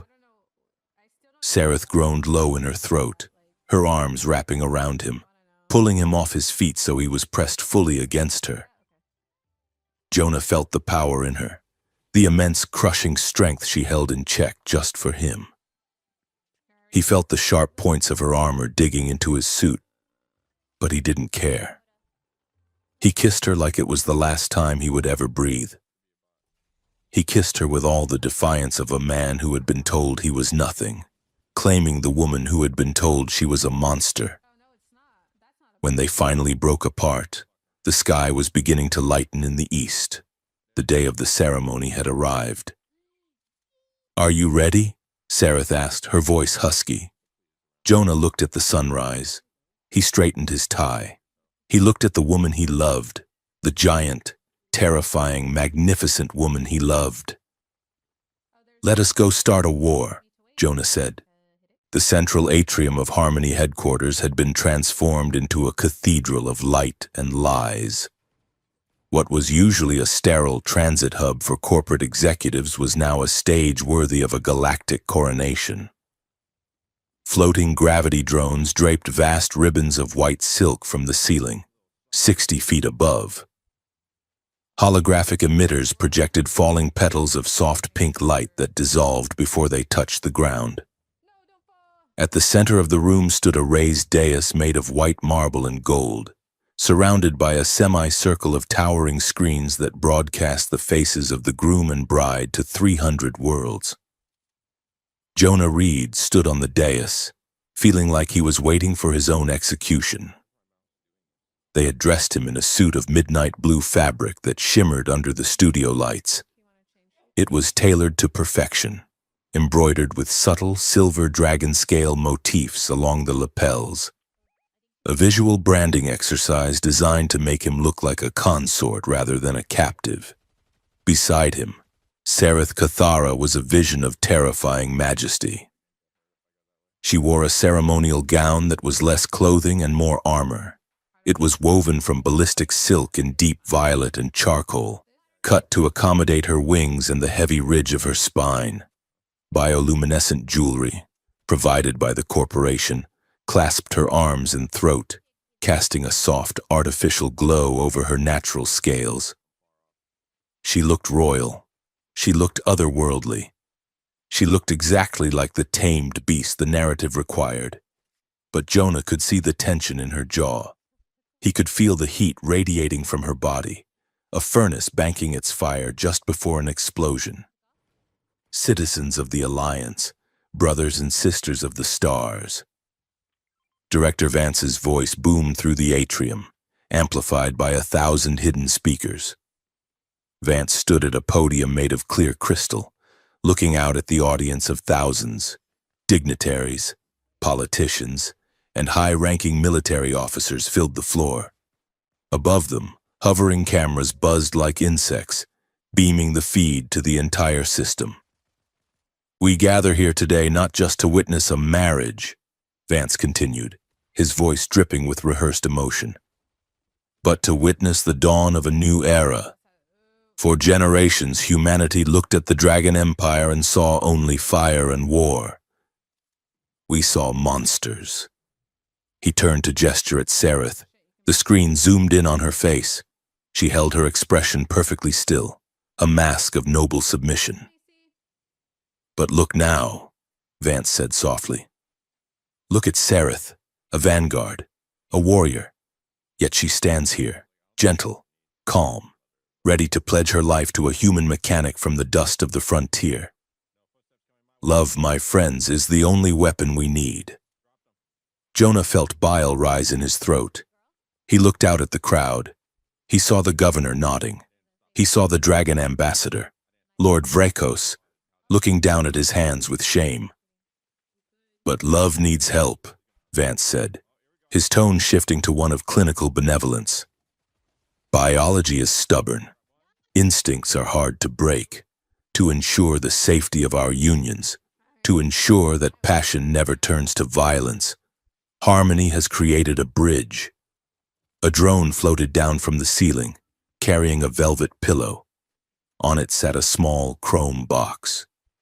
Vance picked up the box and walked toward Jonah. "Jonah Reed," Vance said, stepping into the personal space of the couple.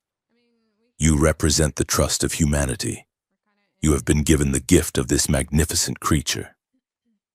Do you accept the responsibility of guiding her, of keeping her safe from her own nature?" Vance opened the box. Inside lay the new, improved implant. It was sleek, shaped like a silver teardrop, pulsating with a rhythmic blue light. "Place the harmonizer in the bride's neural crest," Vance commanded, his voice dropping to a whisper meant only for them, though the microphones picked it up as a sacred instruction. "Seal the bond. Show the galaxy that we are one." The atrium went silent. Millions of viewers across the galaxy held their breath.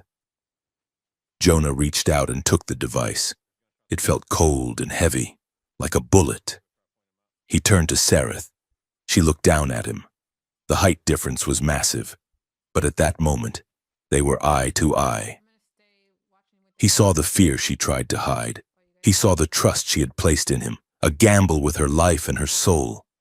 In the earpiece hidden in his ear, a tiny voice crackled. It was Kale. "We are green. Jonah, the network is primed. Say the word." Jonah looked at the implant in his hand.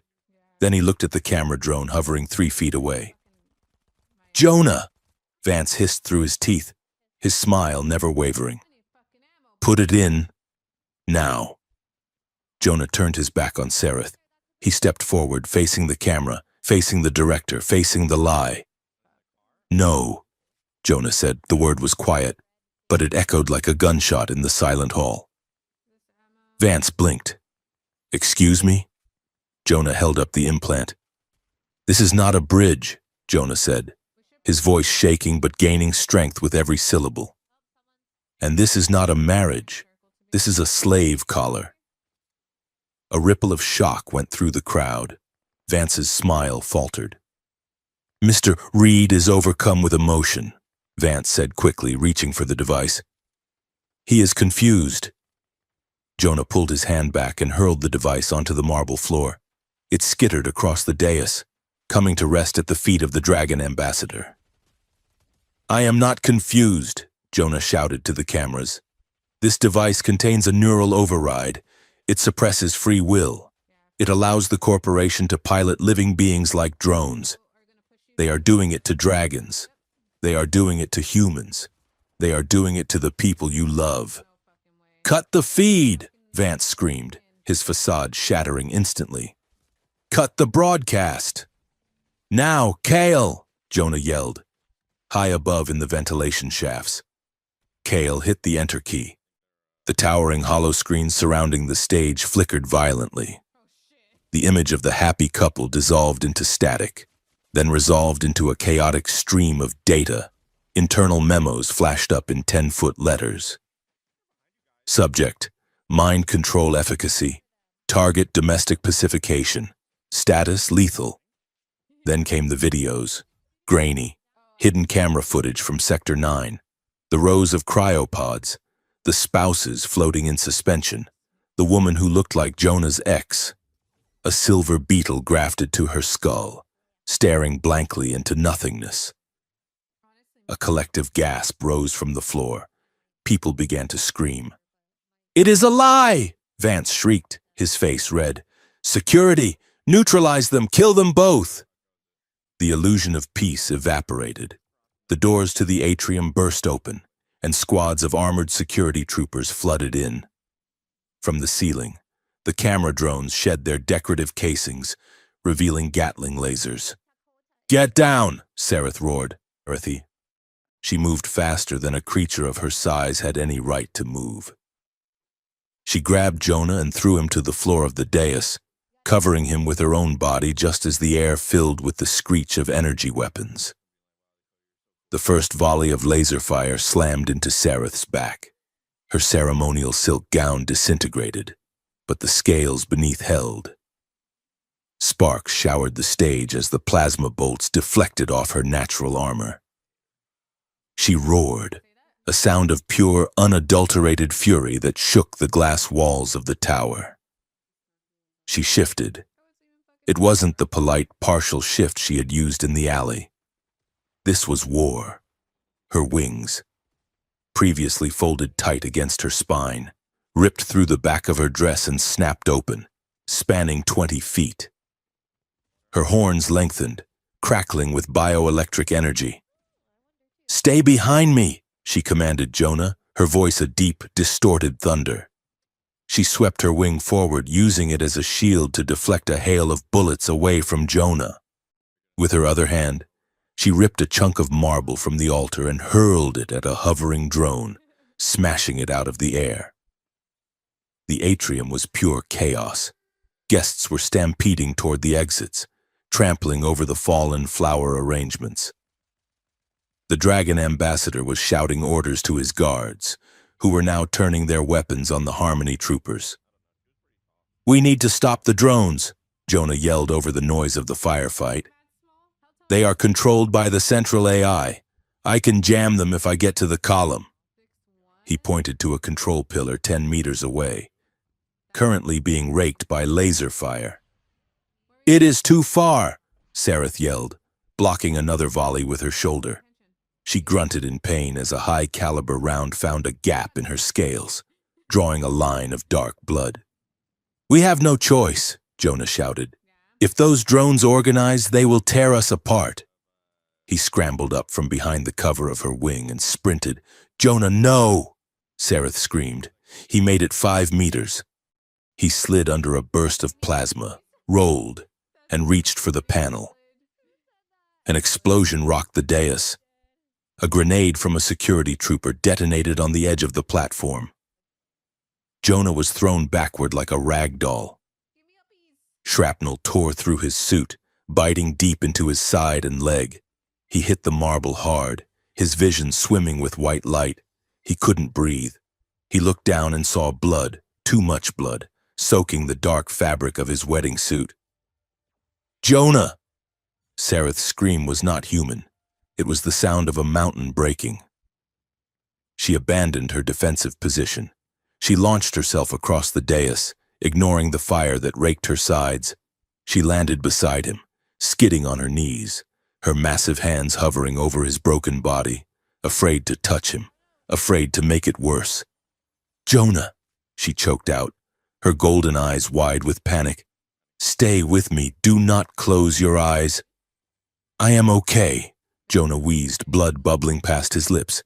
"Just winded." "You are dying," Sareth wept. Her rage vanished, replaced by a terrified, desperate clarity. "The drones. There are too many. I cannot stop them all." The security forces were regrouping. A heavy combat mech was clanking through the main doors, its cannons spinning up. Vance was screaming orders to aim for the head. Sareth looked at the encroaching army, then down at Jonah. She made a choice. "We do not end here," she whispered.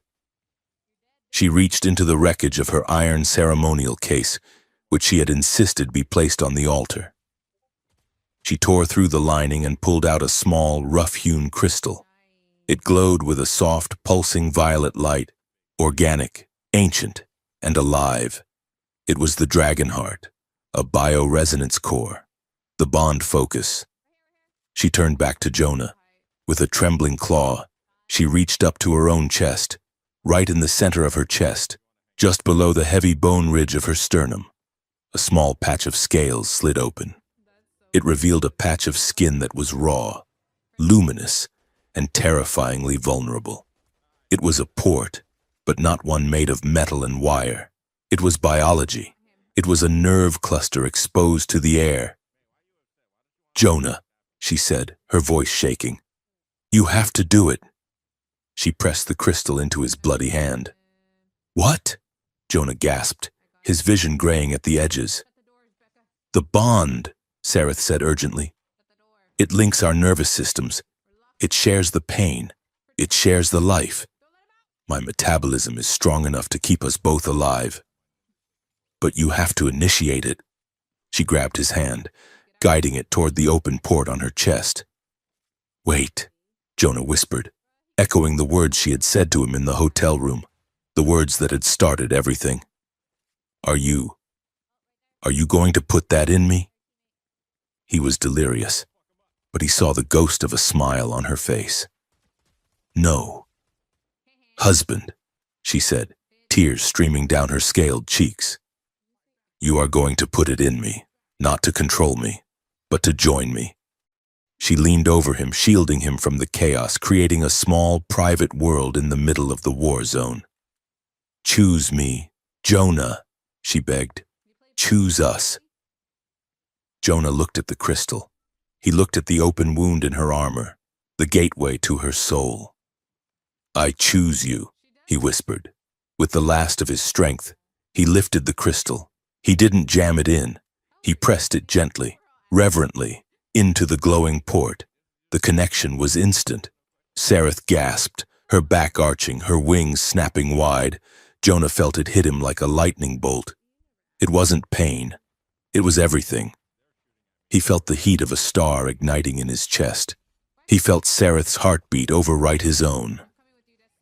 He felt the ache of her old wounds, the crushing weight of her loneliness, and the ferocious, blinding heat of her love for him. And she felt him. She felt his insecurity, his fear of being small, his stubborn pride, and his absolute unwavering refusal to let her be caged. Their minds did not just touch, they crashed into each other and fused. Sareth's body flared with light. The bioluminescence under her scales erupted, turning her into a beacon of blinding white-violet energy. The light didn't just shine, it pulsed. It carried a data signature. "The feedback loop," Cale's voice screamed in Jonah's ear, though Jonah heard it as if Cale were inside his brain. "The biosignal is overriding the local frequency. It is a command code." Jonah realized what was happening.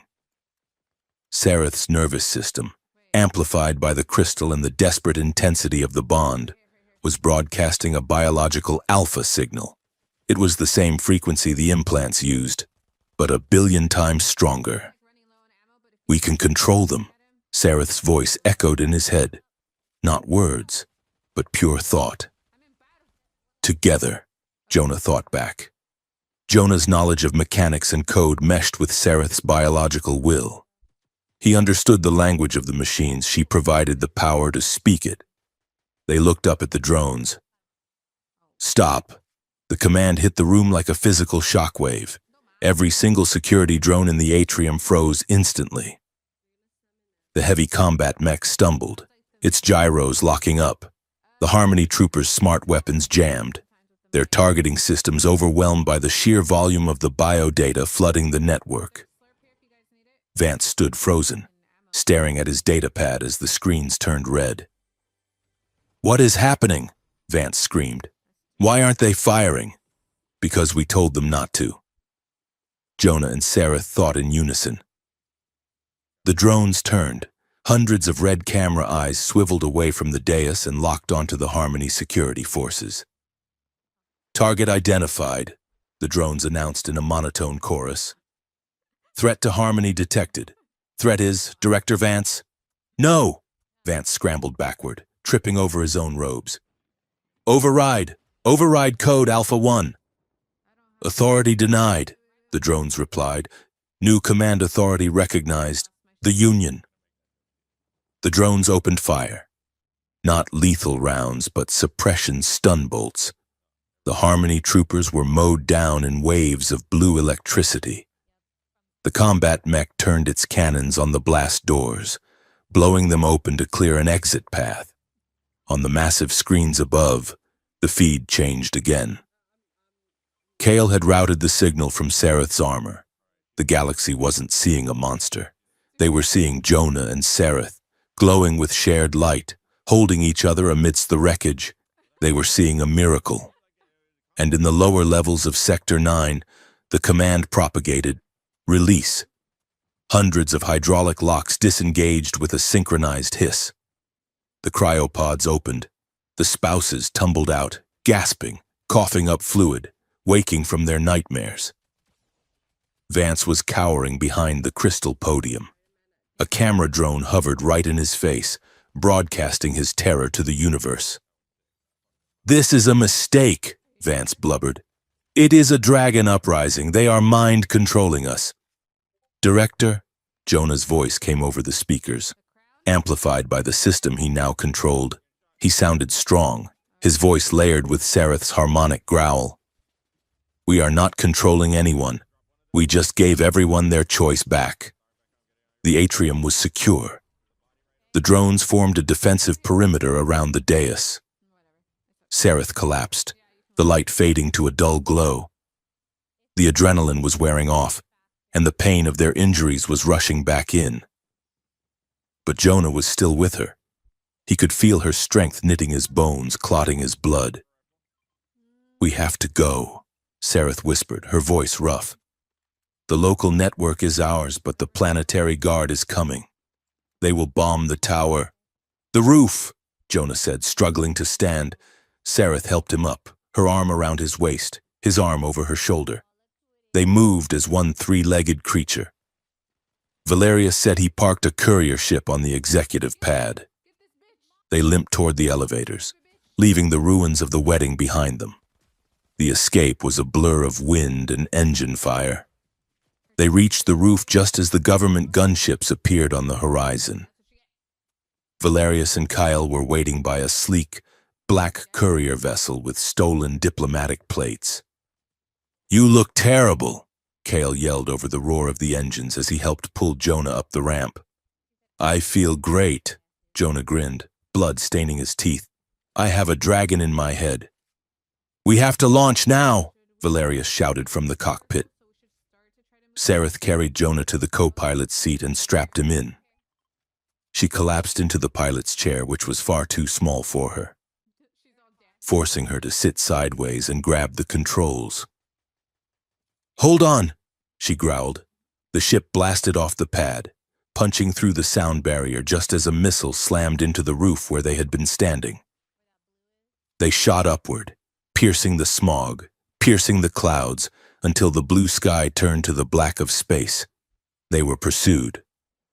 Fighters scrambled from the orbital defense grid, but Sareth flew with a supernatural intuition, dodging debris and laser fire, while Jonah, his mind still linked to hers, managed the shield frequencies before she even asked for them. They hit the jump gate at full burn, the stars elongated into streaks of white fire. Silence. The courier ship drifted in the dark void between systems, running silent to avoid detection. The interior was cramped, smelling of recycled air and antiseptic gel. Jonah and Sareth lay together on the single bunk in the crew quarters. It was a tight fit. Sareth was curled against the wall, her tail draped over the edge, while Jonah lay nestled in the curve of her body. His side was bandaged. Her scales were patched with biofoam. They were battered, exhausted, and technically the most wanted fugitives in the galaxy. But the silence was peaceful. Jonah could feel the hum of the crystal in her chest, a warm, constant presence in the back of his mind. He closed his eyes and felt her thoughts, not words, but impressions. Safe, warm, hunger, love. "We started a war," Jonah whispered into the dark. "We started a revolution," Sareth corrected softly. Her hand rested on his chest, heavy and reassuring. "The signals are already bouncing. Protests on 50 worlds. The Matriarch Council has been forced to suspend the Harmony Treaty pending investigation. Vance is in custody. And us? Jonah asked. Where do we go? Anywhere, Sareth said. The nebula rim, the ghost stars. There is a lot of empty space out there. We will never stop running, will we? Maybe not, Sareth said. She shifted, looking down at him. Her eyes were soft, the golden fire banked to a gentle ember. But we are not running from something anymore. Jonah, we are running with something. Jonah smiled. He reached up and touched the port on her chest, where the crystal was now a part of her, a part of him. You know, Sareth rumbled, a vibration that went straight into his bones. The humans call it a mail-order bride program. I believe the customer service policy states that if the product is defective, you can return it. Defective? Jonah laughed, wincing slightly at the pain in his ribs. Well, Sareth grinned, showing her sharp teeth. The bride did break the venue, shoot the guests, and kidnap the husband. Best purchase I ever made, Jonah said. He kissed the glowing port on her chest. 5 stars. Would recommend to a friend. Sareth laughed, a sound of pure joy that filled the small ship. She pulled him closer, wrapping her wings around them both like a blanket, shutting out the cold universe outside. Sleep now, husband, she whispered. We have a long flight ahead. Jonah closed his eyes. For the first time in his life, he wasn't worried about the debt, or the mud, or being small. He was part of something vast. Outside the viewport, the ship's engines flared to life, a tiny spark of defiance against the endless dark. They turned away from the colonies, away from the empire, and set a course for the deep, unknown stars. They were partners in love, in rebellion, and in the hard, ongoing work of choosing each other freely. And that was enough.